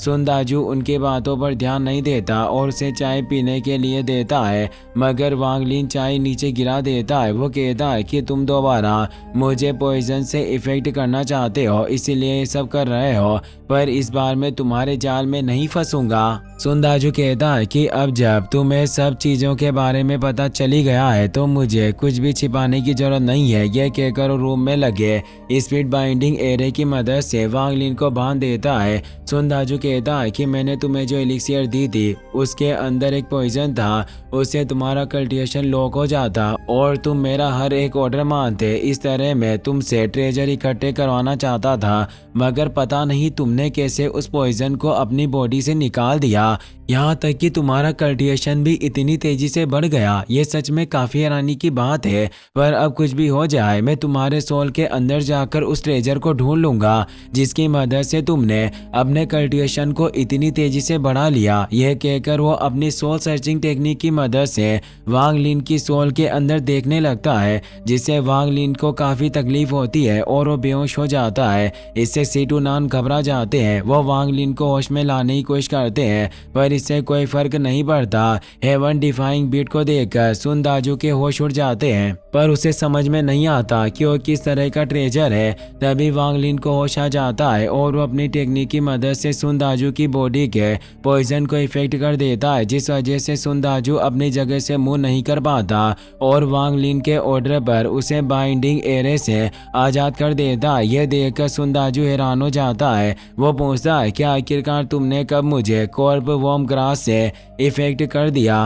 वांग लिन कहता है कि जैसे मुझे शक हुआ कि शूलांग तुम्हारे ऑर्डर पर काम कर रहा है, तो मैंने तुम्हारी चाय में कॉर्प वॉर्म ग्रास का पॉइजन डालकर तुम्हें इफेक्ट कर दिया। मैंने सोचा कि अगर तुम मुझ पर अटैक नहीं करोगे तो मैं तुम्हें छोड़ दूंगा, पर तुमने मेरे ऊपर अटैक करके मुझे मारने की कोशिश की, तो अब मैं तुम्हें जिंदा नहीं छोड़ सकता। यह कहकर वांग लिन सुन दाजू के सिर पर अटैक करता है, जिसकी वजह से वो जमीन पर गिर जाता है और उसकी डेथ हो जाती है। दूसरी तरफ नानजी जायंट रॉक की मदद से माउंटेन प्रोटेक्टिंग एरे पर अटैक कर देते हैं। वेंजू एरे को स्ट्रॉन्ग बनाने की कोशिश करते हैं, पर नानजी नेसेंट सोल रियल्म में थे और उनके अटैक की वजह से एरे में क्रैक पड़ने लगते हैं। वांग लोंग वेंजू से कहते हैं कि मुझे नहीं लगता है कि अब आप एरे को प्रोटेक्ट कर पाएंगे, इसीलिए अब यह काम मुझ पर छोड़ दीजिए। ये कहकर वो अपने ड्रैगन की मदद से जायंट रॉक को डिस्ट्रॉय करने की कोशिश करते हैं, पर इससे कोई फर्क नहीं पड़ता। वांग लोंग अपनी लाइफ सेक्रीफाइस करके खुद जायंट रॉक को रोकने लगते हैं। ये देखकर वेंजू घबरा जाते हैं और वांग लोंग को रोकने की कोशिश करते हैं, पर वांग लोंग उनकी बात नहीं मानते और जायंट रॉक को डिस्ट्रॉय करने की कोशिश करते हैं। नानजी कहते हैं कि तुम सिर्फ कोर फॉर्मेशन स्टेज में हो, क्या तुम्हें सच में ऐसा लगता है कि तुम मुझे रोक सकते हो? अगर तुम इसी तरह की बेवकूफ़ी करते रहे तो जल्द मारे जाओगे। वांग लोंग कहते हैं कि भले ही मेरा कल्टिवेशन लेवल कम है और मुझे तुम्हें रोकने के लिए अपनी सोल को ही डिस्ट्रॉय क्यों ना करना पड़े, पर मैं अपने हैंग माउंटेन सेक्टर को मरते दम तक प्रोटेक्ट करूंगा। यह कहकर वो अपनी पावर बढ़ा लेते हैं और जायंट रॉक को रोकने के लिए जाते हैं, मगर नेसेंट सोल रियल्म कल्टिवेशन के सामने उनकी पावर कोई काम नहीं आती और वो जमीन पर गिर जाते हैं, जिसकी वजह से उन्हें काफी चोट लगती है और वो फाइट करने की हालत में नहीं बचते। अचानक एक एल्डर की पावर कम पड़ जाती है और वो भी जमीन पर गिर जाते हैं, जिससे उन्हें काफी चोट लगती है। यह देखकर जांग क्वांग को बहुत गुस्सा आता है। वो कहता है कि हैंग माउंटेन सेक्टर ने मुझे 20 सालों तक संभाला और कल्टिवेशन करने का मौका दिया, भले ही आज मुझे अपनी जान क्यों ना देनी पड़े, पर मैं माउंटेन को प्रोटेक्ट करके रहूंगा। ये कहकर वो प्रोटेक्टिंग एरे को पावर देकर स्ट्रॉन्ग बनाने की कोशिश करता है। जांग क्वांग को देखकर बाकी स्टूडेंट भी मोटिवेट हो जाते हैं और अपनी पावर कंबाइन करके एरे को स्ट्रॉन्ग बनाने की कोशिश करते हैं। इससे नानजी को काफी गुस्सा आता है और जायंट रॉक की पावर बढ़ाकर एरे पर अटैक करते हैं, जिसकी वजह से प्रोटेक्टिंग एरे डिस्ट्रॉय हो जाता है और सेक्टर के मेंबर्स घायल हो जाते हैं। नानजी कहते हैं कि तुम अपने सेक्टर को प्रोटेक्ट नहीं कर सके तो बेहतर होगा कि तुम इसे छोड़कर चले जाओ, मैं तुम्हें चोट नहीं पहुंचाना चाहता। वेंजू के पास कोई रास्ता नहीं था, इसीलिए वो सारे स्टूडेंट्स को लेकर वहां से जाने लगते हैं। नानजी वहां आ जाते हैं और स्टूडेंट से कहते हैं कि अगर आज तुम प्रोफाउंड दाओ सेक्ट ज्वाइन कर लेते हो तो सेक्ट की तरफ से तुम्हें बहुत सारी मेडिसिन और एलिक्सियर्स दिए जाएंगे। ये बात सुनकर बहुत सारे students profound Dao sect join करने के लिए चले जाते हैं, जिससे वेंजू को बहुत बुरा लगता है, पर वो स्टूडेंट्स को जबरदस्ती अपने साथ नहीं रखना चाहते थे, इसीलिए उन्हें छोड़कर एल्डर्स के साथ वहां से चले जाते हैं। ये सब देखकर वांग लिन सोचता है कि एक जनरेशन सेक्ट पल भर में डिस्ट्रॉय हो गया। अब मुझे समझ में आ रहा है कि कल्टिवेशन वर्ल्ड में सिर्फ पावरफुल लोग ही जिंदा रह सकते हैं। यह सोचकर वांग लिन सीटू नाथ से कहता है कि मुझे जल्दी से फाउंडेशन स्टेबलाइजेशन स्टेज पर पहुंचने में मदद कीजिए ताकि मैं खुद अपनी डेस्टिनी को कंट्रोल कर सकूं। यह बात सुनकर सीटू नान खुश हो जाते हैं। फिर हम 4 साल बाद वांग लिन को देखते हैं। वो माउंटेन फूट की केव में बैठकर कल्टिवेशन कर रहा था। प्रोफाउंड दाओ सेक्ट के 2 स्टूडेंट्स ब्लैक क्रिस्टल बिस्ट पकड़ने के लिए माउंटेन फुट पर जाते हैं। चेंग हाओ अपने डिवाइन सेंस की मदद से ब्लैक क्रिस्टल बिस्ट ढूंढने लगता है।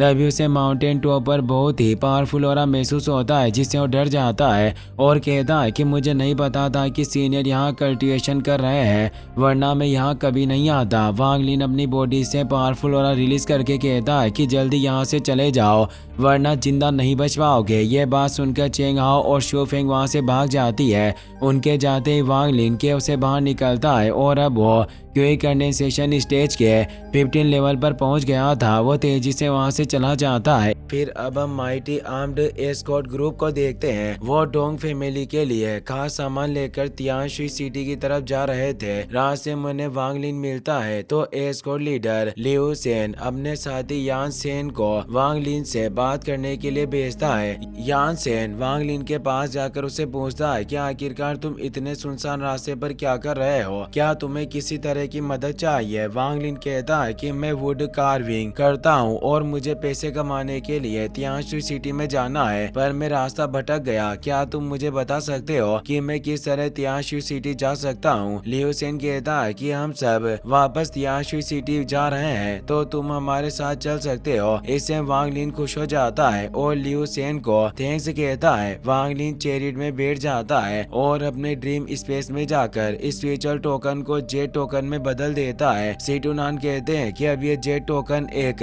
कोर ट्रेजर बन चुका है। ये एक खास आर्टिफैक्ट है जिसमें कोर फॉर्मेशन कल्टीवेटर के अटैक की पावर है। सुन दाजू के पास ये आर्टिफैक्ट था, पर उस बेवकूफ को इसे रिफाइन करना नहीं आया। वांग लिन पूछता है कि मैं काफी वक्त पहले क्यूई कंडेंसेशन के परफेक्ट स्टेज पर पहुंच चुका हूं। अगर तियानशुई सिटी में मुझे हाई क्वालिटी वुड एट्रीब्यूट मिल गया तो उसकी मदद से मैं हेवन डिफाइंग बिट को अपग्रेड कर सकता हूं और शायद उसके बाद में भी फाउंडेशन एस्टेब्लिशमेंट स्टेज पर पहुंच जाऊं। सीटूनान कहते हैं कि तुम जल्दी आगे बढ़ने के सपने देख रहे हो। अगर तुम्हें जल्दी से अपना कल्टिवेशन बढ़ाना है तो मेरी बात मानकर फाउंडेशन सीजिंग ग्रेड मेथड का यूज करो। वांग लिन कहता है कि अपनी इस पावर के साथ फाउंडेशन एस्टेब्लिशमेंट कल्टिवेटर को पकड़ना बहुत ही मुश्किल है। अगर किस्मत से मैंने एक कल्टिवेटर को पकड़ भी लिया तो फाउंडेशन सीजिंग ग्रेड मेथड को यूज करने के बाद वो जिंदा नहीं बच सकेगा और मैं इतने क्रूअल मेथड का यूज नहीं कर सकता। सीटूनान कहते हैं कि कल्टीवेशन वर्ल्ड में कमजोर लोग स्ट्रॉन्ग कल्टीवेटर्स के लिए शिकार होते हैं, जिनकी मदद से वो अपनी पावर बढ़ाते हैं। अगर तुम इसी सोच को लेकर आगे बढ़े तो इससे तुम्हें बहुत नुकसान होगा। रात में वांग लिन एस्कॉर्ट ग्रुप के साथ बैठकर वाइन पीने लगता है। एस्कॉर्ट में एल्डर ली थे। वो एक एक करके सब लोगों का फ्यूचर देखने लगते हैं। ग्रुप के सारे मेंबर्स की बॉडी पर ब्लडी ओरा था, जिसे देखकर एल्डरली बहुत ही ज्यादा घबरा जाते हैं। एल्डरली वांग लिन का फ्यूचर देखने की कोशिश करते हैं, पर सीटूनान उन्हें अपना पास्ट दिखाते हैं जिसमें वो 3 मास्टर्स से फाइट कर रहे थे। सीटूनान की मेमोरी देखते ही एल्डरली की हालत खराब हो जाती है और उनके मुंह से ब्लड आने लगता है। तभी सोंग शिंग अपने असेसिन ग्रुप को लेकर वहां जाता है। लिऊ सेन उसे वहां से जाने की धमकी देता है, मगर अचानक कोई लिऊ सेन के साथी को जलाकर मार देता है। यह देखकर सब डर जाते हैं और उन्हें पता चल जाता है कि सोंग शिंग के साथ कोई इमोर्टल है। वो इमोर्टल दूर से कहता है कि जल्दी से जिन सेंग छोड़कर यहाँ से चले जाओ, वरना तुम में से कोई भी जिंदा नहीं बच पाएगा। वांग लिन अपने डिवाइन कॉन्शियसनेस की मदद से आसपास देखने लगता है और उसे पता चलता है कि वो इमोर्टल और कोई नहीं बल्कि उसका पुराना साथी जांग हु है। लिऊ सेन सोंग शिंग को जिन सेंग देने लगता है, पर वांग लिन जिन सेंग छीन लेता है, जिससे सोंग शिंग को बहुत गुस्सा आता है और वो वांग लिन पर अटैक करने के लिए जाता है। पर वांग लिन अपने एक ही अटैक में सोंग शिंग को मार देता है। वो जांग हु को सामने आने के लिए कहता है। जांग हु सामने आ जाता है, पर वो वांग लिन को पहचानने से मना करता है और उससे जिन सेंग मांगता है। वांग लिन समझ जाता है कि जांग हु के साथ कोई गड़बड़ है, इसीलिए वो उसे जिन सेंग दे देता है। तभी असेसिन्स ग्रुप का लीडर बाई जांग वहां जाता है। वो अपने पॉइजन की मदद से कुछ लोगों को मारकर उनकी ब्लड पिल्स बनाकर उन्हें खा जाता है। वो जांग से कहता है कि अगर तुम्हारा दोस्त मुझसे मिलने के लिए आया तो तुमने उसे पहचानने से मना क्यों कर दिया। जांगवू कहता है कि मैंने आज से पहले इस शख्स को कभी नहीं देखा। भाईजान कहता है कि अगर ये तुम्हारे दोस्त नहीं है तो मैं इसे मार सकता हूँ। ये क्यूई कंडेंसेशन के 8 स्टेज पर है। इसका ब्लड पीने के बाद मेरा कल्टिवेशन काफी आगे बढ़ जाएगा। जांगवू कहता है कि अगर आप इसे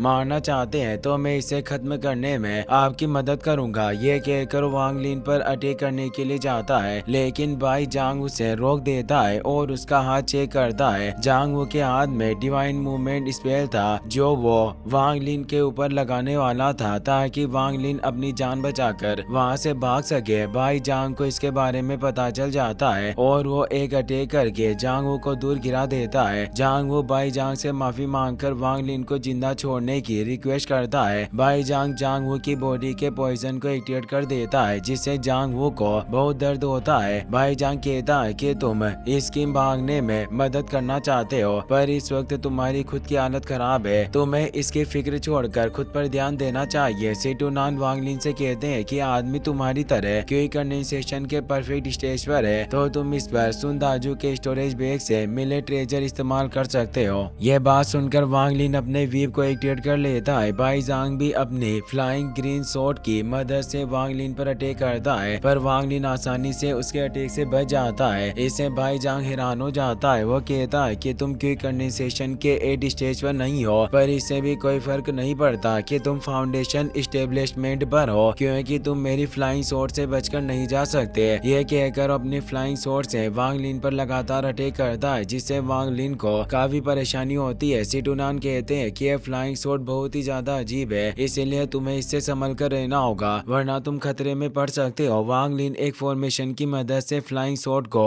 कैद कर लेता है और अपने कोर फॉर्मेशन ट्रेजर को एक्टिवेट करने लगता है जिसे देखकर भाई जांग के होश उड़ जाते हैं और वो अपनी जान बचाने के लिए वहां से भागने लगता है मगर वांग लिन जेट टोकन की मदद से एक फॉर्मेशन एक्टिवेट कर लेता है और भाई जांग पर अटैक करता है। भाई जांग कहता है कि मैं ओल्ड जिमो का स्टूडेंट हूँ, अगर तुमने मुझे मार दिया तो तुम जिंदा नहीं बच पाओगे। वांग लिन उसकी बातों पर ध्यान नहीं देता और उस पर एक पावरफुल अटैक करता है जिसकी वजह से भाई जांग की बॉडी धूल में बदलकर डिस्ट्रॉय हो जाती है। भाई जांग की फ्लाइंग शॉट जमीन पर गिर जाती है तो वांग लिन उसे अपने पास रख लेता है और जांगवू से पूछता है कि क्या तुमने उस शख्स की वजह से मुझे पहचानने से मना कर दिया था। जांगवू कहता है कि ये सब बातें करने के लिए ये सही जगह नहीं है, पहले मुझे इन सब लोगों को मारना होगा। ये कहकर वो अपने फायर पावर एक्टिवेट करके वहाँ मौजूद लोगों पर अटैक करने लगता है लेकिन वांग लिन उसे रोक देता है। जांगवू कहता है कि अगर हमने इन लोगों को नहीं मारा तो ये तुम्हारे बारे में सबको बता देंगे। भाई जांग का मास्टर ओल्ड मैन जिमो है और वो हमें ढूंढकर खत्म कर देगा। एल्डर ली और बाकी सब लोग वांग लिन से जान की भीख मांगते हैं। जांगवू कहता है कि एक वक्त के लिए मान लेते हैं कि ये लोग किसी को भी हमारे बारे में कुछ नहीं बताएंगे लेकिन अगर किसी ने इनकी सोल को रिफाइन कर लिया तो वो यहाँ हुई हर एक चीज को देख सकता है जिसके बाद हम जिंदा नहीं बच सकेंगे। वांग लिन अपनी माइंड ट्रांसफॉर्मिंग टेक्निक की मदद से एस्कॉर्ट ग्रुप और असेसिन्स की मेमोरी को मिटा देते हैं जिससे उन्हें वहाँ हुई कोई भी चीज याद नहीं रहती। वांग लिन और जांगवू माउंटेन पर जाकर वाइन पीने लगते हैं। वांग लिन कहता है कि हमें जल्दी से कोई सुनसान जगह ढूंढनी होगी ताकि मैं इस फ्लाइंग शॉट को रिफाइन करके अपना आर्टिफैक्ट बना सकूं क्योंकि अगर कभी हमारी जान खतरे में हुई तो इसकी मदद से हम जिंदा बच सकेंगे। जांगवू कहता है कि पास में टेंग फैमिली सिटी है, मैं वहाँ कुछ दिनों के लिए छिपने के बारे में सोच रहा हूँ, अगर तुम्हें कोई परेशानी ना हो तो हम दोनों साथ में वहाँ रह सकते हैं। Wang Lin Teng family city के बारे में पूछता है। जांगवू बताता है कि Teng family city Teng clan के कंट्रोल में है। Clan patriarch nascent soul realm में है इसलिए जाओ रीजन में कोई भी उन्हें परेशान करने के बारे में नहीं सोच सकता। सिटी के अंदर कोई भी अपने पर्सनल मैटर को लेकर फाइट नहीं कर सकता। आउटसाइडर से कुछ स्पीड स्टोन्स देकर सिटी में रह सकते हैं। मैं यकीन के साथ कह सकता हूँ कि ओल्ड जिमो भी टेंग फैमिली सिटी में कोई परेशानी खड़ी करने की कोशिश नहीं करेगा। ये सब बातें करते हुए वो दोनों टेंग फैमिली सिटी के मेन गेट पर पहुंच जाते हैं। तभी वहाँ फाउंडेशन एस्टेब्लिशमेंट कल्टिवेटर आता है। जांगवू बताता है कि यह कॉर्प इंसेक्ट का मेंबर है। वर्मिलियन बर्ड प्लेनेट के हर रीजन में कॉर्प इंसेक्ट की ब्रांच है तो बेहतर होगा कि तुम कभी भी कॉर्प इंसेक्ट के मैटर में ना पड़ो। उस कल्टिवेटर के पास एक कॉफिन था और उस कॉफिन के अंदर कोई चीज थी जिसे देखकर वांग लिन चौंक जाता है। जांगवू बताता बताता है कि इस कॉफिन के अंदर एक कॉर्प पपेट है और कॉर्प इंसेक्ट अपने सीक्रेट टेक्निक का यूज करके कॉर्प पपेट्स को बनाते हैं। जितना ज्यादा उनका कल्टिवेशन लेवल होगा उतना ही पावरफुल उनका कॉर्प पपेट होगा। ये सब बातें करने के बाद दोनों स्पीड स्टोन से देकर सिटी के अंदर चले जाते हैं। वांग लिन रूम में जाकर फ्लाइंग स्वॉर्ड को अपने कंट्रोल में करने की कोशिश करता है पर स्वॉर्ड उसके कंट्रोल में नहीं आती और उसी पर अटैक करने लगती है, जिससे वांग लिन घबरा जाता है। वो सिटुनान से पूछता है कि क्या आपके पास कोई तरीका है जिसकी मदद से मैं इस फ्लाइंग स्वॉर्ड को जल्दी से अपने कंट्रोल में कर सकूं। सिटुनान कहते हैं कि ब्लड रिफाइनिंग टेक्निक एक ऐसा मेथड है जिसमें तुम्हें अपने ब्लड का यूज करके एक आर्टिफैक्ट को रिफाइन करना होता है। इससे तुम तुरंत फ्लाइंग स्वॉर्ड को अपने कंट्रोल में कर सकते हो, मगर इस मेथड का एक नुकसान है। अगर फ्लाइंग स्वॉर्ड डैमेज हुई तो तुम्हें बैक फ्लैश का सामना करना पड़ेगा और तुम्हें भी चोट लगेगी। मुझे नहीं लगता है कि तुम इस मेथड का यूज करना चाहोगे। वांग लिन बिना वक्त गवाए मेथड को यूज करने के लिए मान जाता है। सिटुनान कहते हैं कि मुझे यकीन नहीं हो रहा है कि तुम अपनी फिक्र छोड़कर इस मेथड को यूज करना चाहते हो। अगर इसी तरह तुम दूसरे लोगों की फिक्र ना करते तो इतने वक्त में फाउंडेशन एस्टेब्लिशमेंट पर होते। फिर हम टेंग फैमिली रेजिडेंस का सीन देखते हैं। Old Jimo Teng family city lord Teng Hua Yuan को एक गिफ्ट देने के लिए आता है। हुआ युआन का ग्रैंडसन टेंग ली वहाँ आता है। हुआ युआन टेंग ली से कहता है कि यह ओल्ड जिमो है और इसे किसी काम के लिए तुम्हारी मदद की जरूरत है। ओल्ड जिमो टेंग ली को नेसेंट सोल लेवल आर्टिफैक्ट दिखाता है। वो कहता है कि मुझे नहीं लगता है कि foundation establishment cultivator nascent soul artifact को यूज कर सकता है। इससे टेंग ली को काफी गुस्सा आता है और अपनी लाइटनिंग पावर से आसमान में क्रैक ओपन कर देता है। यह देखकर ओल्ड जिमो के होश उड़ जाते हैं। वो टेंग ली को नेसेंट सोल आर्टिफैक्ट देकर कहता है कि आपको मेरे स्टूडेंट बाई जांग की डेथ का बदला लेना होगा।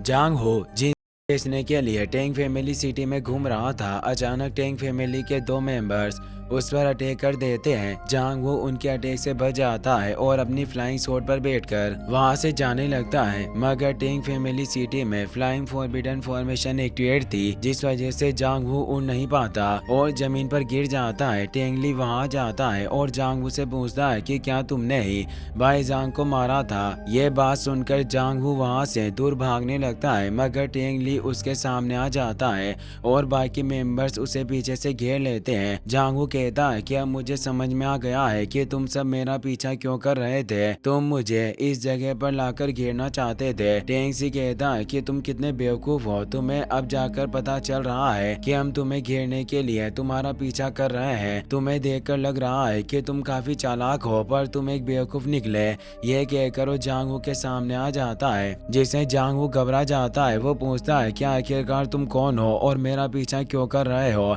टेंगली कहता है कि अभी तुम्हें मेरे बारे में कुछ नहीं पता, पर कुछ ही वक्त में मैं तुम्हें मारने वाला हूँ, जिसके बाद तुम्हें सारी चीजें पता चल जाएगी। इसने जांगू को बहुत गुस्सा आता है और वो अपने फायर एक्टिवेट करके टेंग ली पर अटैक कर देता है। दूसरी तरफ सिटुनान वांग लिन को ब्लड रिफाइनिंग टेक्निक सिखा देते हैं, तो वांग लिन अपना ब्लड निकाल कर फ्लाइंग स्वॉर्ड में डालता है, जिसकी वजह से फ्लाइंग स्वॉर्ड तेजी से इधर उधर उड़ने लगती है। वांग लिन अपने विंड आर्ट की मदद से उसे पकड़ने की कोशिश करता है, पर स्वॉर्ड बहुत तेजी से मूव कर रही थी, जिससे वांग लिन को उसे कंट्रोल करने की काफी परेशानी होती है, मगर फिर भी वो हार नहीं मानता और अपनी पावर बढ़ाकर उसे शांत करता है। ब्लड रिफाइनिंग मेथड की वजह से फ्लाइंग स्वॉर्ड शांत हो जाती है और वांग लिन के ऑर्डर मारने लगती है। यह देखकर वांग लिन खुश हो जाता है। वो कहता है कि मैं किन के साथ कह सकता हूँ कि यह फ्लाइंग स्वॉर्ड एक कोर ट्रेजर है। सिटुनान कहते हैं कि तुम सही समझ रहे हो, यह स्वॉर्ड एक हाई ग्रेड कोर ट्रेजर है, पर इसे यूज करते हुए तुम्हें संभल कर रहना होगा, क्योंकि ब्लड रिफाइनिंग मेथड की वजह से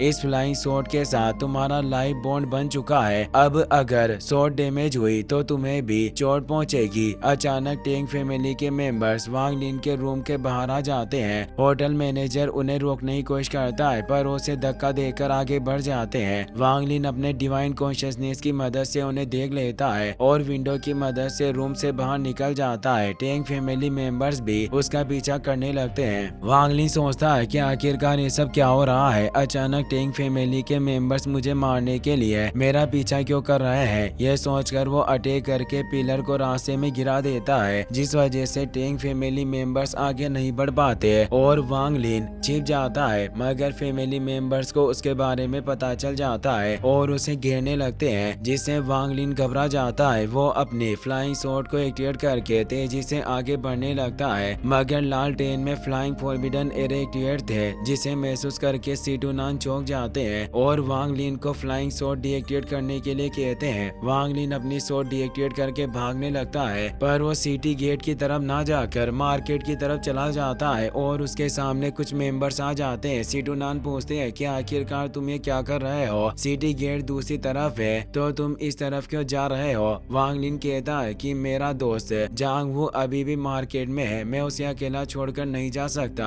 ये कहकर वो मेंबर से बचते हुए आगे बढ़ता है, पर आगे रास्ता बंद था और टेंग फैमिली मेंबर्स उसे चारों तरफ से घेर लेते हैं, जिससे वांग लिन चौंक जाता है। वो सोचता है कि मुझे कुछ ठीक नहीं लग रहा है, मुझे जल्दी से जांग वू को ढूंढना होगा वरना वो खतरे में पड़ जाएगा। यह सोचकर वो फैमिली मेंबर से फाइट करते हुए आगे बढ़ने लगता है, लेकिन टेंगली अपनी स्वॉर्ड से अटैक करके उसे दूर कर देता है। वो कहता है कि इंटेलिजेंट लोग बहुत परेशानी खड़ी करते हैं, अब मुझे खुद तुम्हें पकड़ना होगा। ये कहकर वो तेजी से वांग लिन के पीछे टेलीपोर्ट हो जाता है और एक एक करके उसे दूर गिरा देता है, जिसकी वजह से वांग लिन घायल हो जाता है और उसे काफी तकलीफ होती है। टेंगली वांग लिन के सामने जांग वू की डेड बॉडी फेंक देता है और पूछता है कि क्या तुम अपने इसी दोस्त को ढूंढ रहे थे। जांग वू की डेड बॉडी देखकर वांग लिन को बहुत ही ज्यादा गुस्सा आता है। वो टेंगली से कहता है कि मैंने तुम्हारा कुछ नहीं बिगाड़ा, तो आखिरकार तुमने मेरे दोस्त के साथ ऐसा क्यों किया। टेंगली कहता है कि मुझे तुम्हारे दोस्त को मारने में कोई दिलचस्पी नहीं है, बस मुझे इसे मारने का टास्क मिला था और मैं अपना काम पूरा कर रहा हूँ। वांग लिन कहता है कि मैं जानता हूँ कि ओल्ड जिमो ने ही तुम्हें जांग वू को मारने का ऑर्डर दिया था।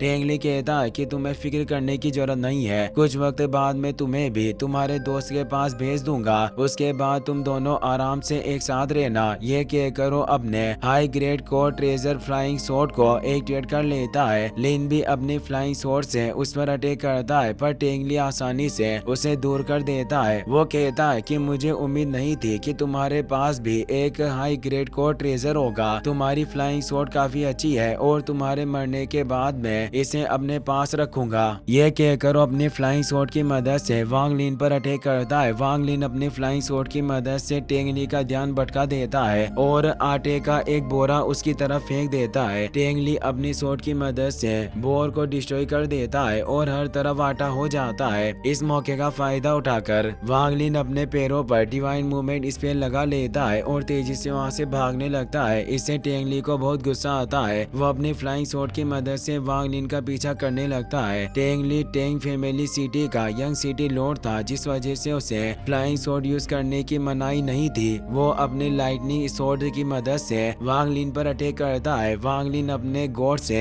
ड्यू पीकर अपनी एनर्जी को रिकवर कर लेता है और तेजी से आगे बढ़ता है, पर डिवाइन मूवमेंट स्पेल का असर खत्म होने वाला था, जिससे वो घबरा जाता है। टेंगली कहता है कि टेंग फैमिली सिटी में कोर फॉर्मेशन स्टेज का कल्टिवेटर भी मेरे अटैक से जिंदा बचकर नहीं निकल सकता, तो आखिरकार तुम जैसा क्विक कंडेंसेशन कल्टिवेटर यहाँ से बचकर कैसे जा सकता है। यह कहकर वो अल्टीमेट लाइटनिंग शॉट स्ट्राइक से वांग लिन पर अटैक कर देता है, जिसकी वजह से वहाँ एक ब्लास्ट होता है। उस ब्लास्ट को देखकर टेंगली को लगता है कि वांग लिन मर चुका है, मगर उस ब्लास्ट से भी वांग लिन को कुछ नहीं होता और उसे पता चल जाता है कि लालटेन में फ्लाइंग फॉरबिडन एरे एक्टिवेट है। वांग लिन बिना वक्त गवाए अपनी फ्लाइंग शॉट की मदद से लालटेन को डिस्ट्रॉय करने लगता है, जिससे फ्लाइंग फॉरबिडन एरे डीएक्टिवेट हो जाता है और वांग लिन अपनी फ्लाइंग शॉट का यूज करके वहां से भागने लगता है। इससे टेंगली को बहुत ही ज्यादा गुस्सा आता है। वो कहता है कि तुमने हमारी टेंग फैमिली के ग्रेट एरे को डिस्ट्रॉय करने की हिम्मत की है, अब कुछ भी हो जाए पर कोई भी तुम्हें मरने से नहीं बचा सकता। तुम्हें खुश होना चाहिए कि तुम्हें मेरी सोल कनेक्टिंग शॉट से मरने का मौका मिल रहा है। ये कहकर वो अपनी शॉट पर सोल कनेक्टिंग थंडर स्पेल लगा देता है, जिसकी वजह से सोल कनेक्टिंग शॉट की पावर बहुत ही ज्यादा बढ़ जाती है और टेंगली एक जायंट शॉट से वांग लिन पर अटैक कर देता है। उस शॉट को देखकर वांग लिन बहुत ही ज्यादा डर जाता है और तेजी से सिटी गेट की तरफ जाता है, मगर जायंट शॉट बहुत ही ज्यादा बड़ी थी, वो सिटी गेट से भी बाहर निकल जाती है और अटैक की वजह से वहाँ ब्लास्ट होता है। उस ब्लास्ट की वजह से सिटी में तबाही मच जाती है, मगर अटैक से पहले ही वांग लिन वहाँ से टेलीपोर्ट हो गया था, जिस वजह से उसे खरोच भी नहीं आती। यह देखकर टेंग ली खुश हो जाता है। वो कहता है कि मुझे यकीन नहीं हो रहा कि उस लड़के के पास एक ऐसा ट्रेजर भी है जो उसे दूसरी जगह पर टेलीपोर्ट कर सकता है। ये सच में काफी खास चीज है। अब मुझे कुछ भी करके वो ट्रेजर लेना होगा। ये कहकर वो तेजी से वांग लिन का पीछा करने लगता है। सीटू नान वांग लिन को बताते हैं कि वो सोड नेसेंट सोल लेवल आर्टिफैक्ट था। मैं तुम्हें बचाने के लिए सिर्फ दूर टेलीपोर्ट ही कर सकता हूँ। वांग लिन अचानक अपनी फ्लाइंग सोर्ड से टेंग ली पर अटैक कर देता है। टेंग ली अपने नेसेंट सोल आर्टिफैक्ट की मदद से उसे रोकने की कोशिश करता है, पर फिर भी फ्लाइंग सोर्ड टेंग ली के चेहरे पर कट लगा देती है, जिससे टेंग ली को बहुत ही ज्यादा गुस्सा आता है। टेंग ली के नेसेंट सोल आर्टिफैक्ट को देखकर सीटू नान चौंक जाते हैं। वो कहते हैं कि मुझे यकीन नहीं हो रहा है कि उसके पास प्रोफाउंड गोल्ड हार्ट शिलिंडिंग मिरर है, जो एक नेसेंट सोल प्रोटेक्टिव आर्टिफैक्ट है। टेंग ली फ्लाइंग सोर्ड पर एक पावरफुल अटैक कर देता है, जिस वजह से सोर्ड डैमेज हो जाती है और सोर्ड के डैमेज होने की वजह से वांग लिन को काफी तकलीफ होती है। टेंग ली दोबारा अपनी जायंट सोल कनेक्टिंग सोर्ड से वांग लिन पर अटैक करता है, जिससे सीटू नान घबरा जाते हैं, पर उसके पास कोई रास्ता नहीं था, इसीलिए वो दोबारा वांग लिन को दूर टेलीपोर्ट करके अटैक से बचाते हैं। इससे टेंग ली को बहुत ही ज्यादा गुस्सा आता है। वो कहता है कि मैं देखना चाहता हूँ कि तुम कितनी बार टेलीपोर्ट हो सकते हो। ये कहकर वो वांग लिन के पीछे चला जाता है। टेंग ली लगातार 3 दिन तक वांग लिन का पीछा करता रहता है और वांग लिन को बचाते हुए सीटू नान की नेसेंट सोल की पावर बहुत कम हो जाती है। वो कहते हैं कि मेरी नेसेंट सोल पूरी तरह से थक चुकी है, अब मैं तुम्हें सिर्फ कुछ और बार ही टेलीपोर्ट कर सकता हूँ। ये बात सुनकर वांग लिन घबरा जाता है और तेजी से श्राउडेड फॉरेस्ट में चला जाता है। टेंग ली को हुआ युआन की बात याद आती है। उसने कहा था कि श्राउडेड फॉरेस्ट बहुत ही ज्यादा खतरनाक है, वहाँ पॉइजनस मियाज्मा होता है और वहाँ बहुत सारे खतरनाक क्रिएचर्स भी हैं, जिसमें सबसे ज्यादा खतरनाक ब्लू थ्रेड वाइन है। तो कुछ भी हो जाए, कोर फॉर्मेशन स्टेज पर पहुंचने से पहले तुम श्राउडेड फॉरेस्ट में मत जाना। ये सब सोचकर टेंग ली कहता है कि मेरे पास नेसेंट सोल आर्टिफैक्ट है और क्विक कंडेंसेशन स्टेज का कल्टिवेटर फॉरेस्ट में जा सकता है,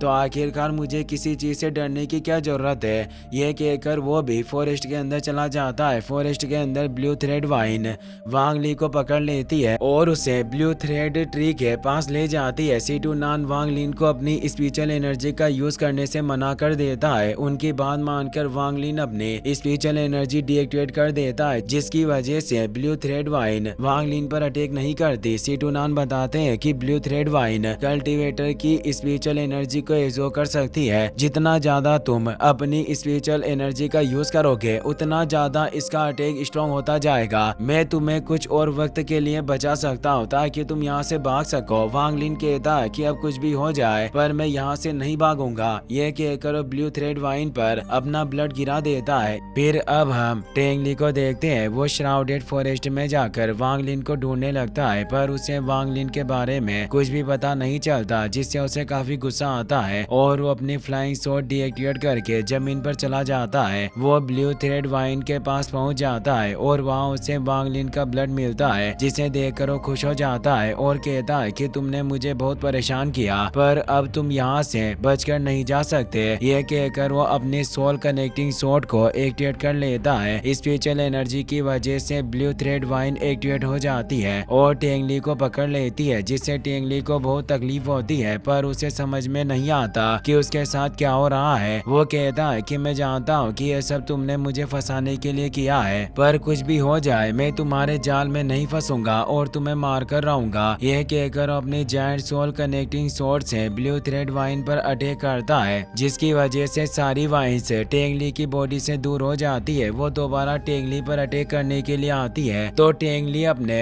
गोल्ड हार्ट शील्डिंग मिरर को एक्टिवेट कर लेता है और उसकी मदद से वाइन्स से बचने की कोशिश करता है, मगर इससे भी कोई फर्क नहीं पड़ता और वाइन्स टेंग ली को पकड़ लेती है। मौके का फायदा उठाकर वांग लिन अपनी फ्लाइंग सोर्ड से शील्डिंग मिरर पर अटैक कर देता है। वो लगातार मिरर पर अटैक करता है, जिसकी वजह से मिरर डिस्ट्रॉय हो जाता है और वहाँ एक बहुत बड़ा ब्लास्ट होता है। उस ब्लास्ट की वजह से टेंग ली बुरी तरह से घायल हो जाता है और उसे बहुत गुस्सा आता है। वो कहता है कि तुमने मेरे खिलाफ साजिश रचने बचने की कोशिश की। अब मैं तुम्हें नहीं छोड़ूंगा। जैसे ही तुम मेरी पकड़ में आओगे मैं तुम्हें दुनिया की हर एक पनिशमेंट दूंगा जिससे तुम्हें दर्द पहुंचे और तुम कुछ ना कर सको। उसके बाद मैं तुम्हारी सोल को रिफाइन करूंगा जब तक पूरी तरह से मर नहीं जाते। सेटुनान वांग लिन से कहते हैं कि तुम्हें फिक्र करने की जरूरत नहीं है। इस बच्चे के पास तुमसे 1000 गुना ज्यादा इन्हें टैलेंट और ट्रेनिंग है, पर इसने कभी भी मुश्किलों का सामना नहीं किया। इसे जिस भी चीज की जरूरत थी इसे वो चीज मिल गई। अगर इसके पास यह खास आर्टिफैक्ट नहीं होते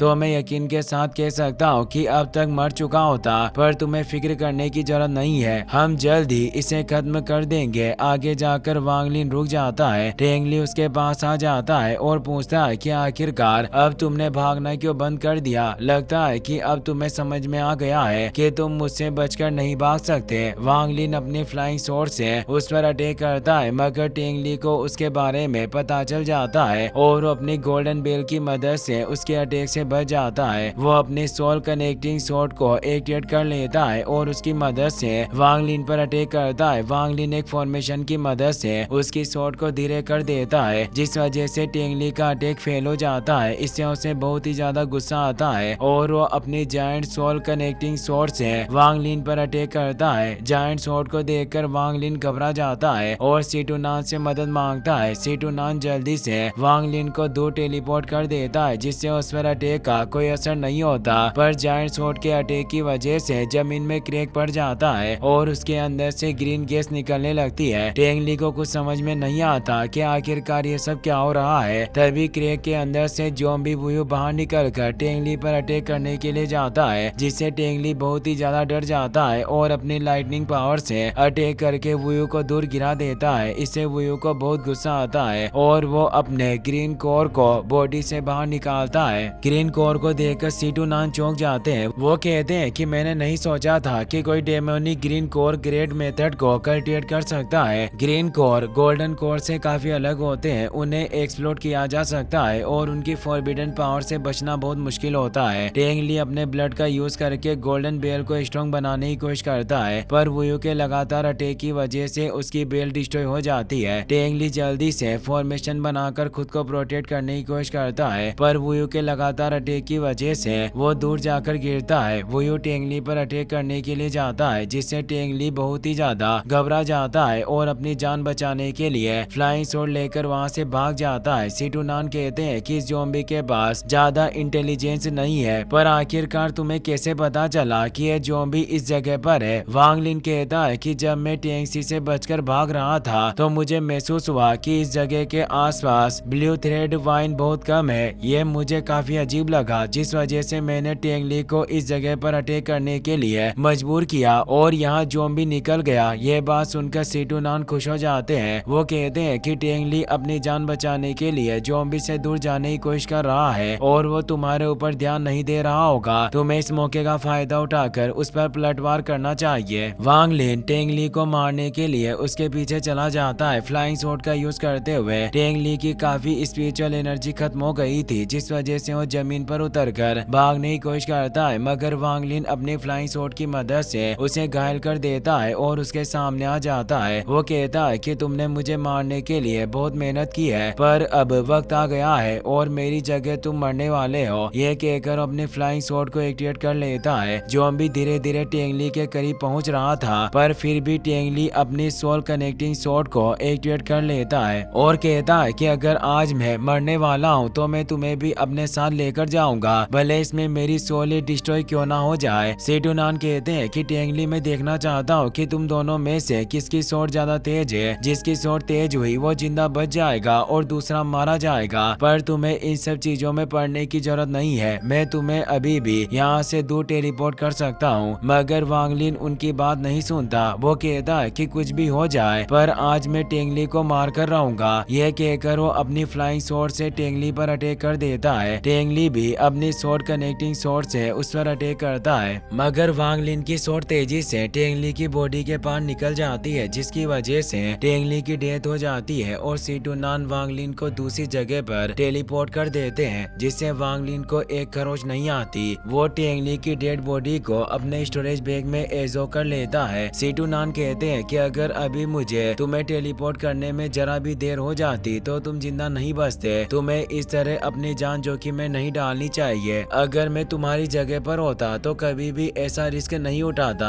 वांग लिन पूछता है कि क्या मैं टेंगली पर फाउंडेशन सीजिंग ग्रेड मेथड का यूज कर सकता हूँ। सीटू नान कहते हैं कि टेंगली का कल्टिवेशन लेवल लेट स्टेज पर था और उसने इतनी कम उम्र में अपनी फाउंडेशन को इस्टेब्लिश कर लिया। इससे पता चलता है कि टेंगली का इन्हें टैलेंट बहुत ही ज्यादा खास है। ये कहकर वांग लिन को फाउंडेशन सीजिंग ग्रेड मेथड सिखा देते हैं। वांग लिन टेंगली की बॉडी स्टोरेज बैग से निकाल लेता है और फाउंडेशन सीजिंग ग्रेड मेथड को एक्टिवेट करता है, जिसकी वजह से टेंगली की बॉडी के अंदर से 3 कोर बाहर निकलते हैं। वांग लिन अपने ब्लड का यूज करके एक सील बनाता है और उसे टेंगली की बॉडी में डालता है, जिसकी वजह से टेंगली की सोल उसकी बॉडी से बाहर निकल जाती है। वो कहता है कि अगर तुमने मुझे मार दिया तो मेरे ग्रैंडफादर तुम्हें जिंदा नहीं छोड़ेंगे और तुम बचकर नहीं भाग सकोगे। मगर वांग लिन उसकी बातों पर ध्यान नहीं देता और उसकी सोल को बॉडी से अलग करने लगता है, जिसकी वजह से टेंगली को बहुत दर्द होता है और वो दर्द से चिल्लाने लगता है। उसकी सोल डिस्ट्रॉय होने वाली थी, जिस वजह से उसके गले में लटका पेंडेंट क्रैक हो जाता है। पेंडेंट के क्रैक होते ही हुआ युआन को पता चल जाता है कि टेंगली की डेथ हो चुकी है और उसकी सोल डिस्ट्रॉय होने वाली है, जिससे उसे बहुत ही ज्यादा गुस्सा आता है और वो अपनी बॉडी से पावरफुल एनर्जी रिलीज करता है। तभी स्पेस में एक क्रैक ओपन होता है और वांग लिन को देखने लगता है। वो कहता है कि अगर तुम मेरे ग्रैंडसन की सोल को डिस्ट्रॉय नहीं करोगे तो मैं तुम्हें चोट नहीं पहुंचाऊंगा और तुम जिंदा बच सकते हो। वांग लिन कहता है कि इसने मेरे खास दोस्त को मार दिया और ये मेरी भी जान लेने वाला था। अगर अब इसकी सोल के डिस्ट्रॉय होने से मेरे कल्टिवेशन को फायदा मिलता है तो ये इसके लिए काफी गर्व की बात है। इससे हुआ युआन को बहुत गुस्सा आता है। वो कहता है कि तुमने मेरे ग्रैंडसन को मारकर उसकी सोल को डिस्ट्रॉय किया है। भले ही तुम इस वर्ल्ड के एंड में जाकर छिप जाओ, पर मैं खुद तुम्हें अपने हाथों से मारूंगा। लेकिन वांग लिन उसकी बातों पर ध्यान नहीं देता और टेंगली की सोल को डिस्ट्रॉय करने लगता है। यह देखकर हुआ युआन को बहुत बुरा लगता है और उसे गुस्सा भी बहुत आता है। वो अपनी नेसेंट सोल को एक्टिवेट कर लेता है। यह देखकर टेंग फैमिली का एल्डर घबरा जाता है। वो अपने घुटनों पर बैठकर हुआ युआन से रिक्वेस्ट करता है और कहता है कि आपको ये सब करने की जरूरत नहीं है। अगर आपने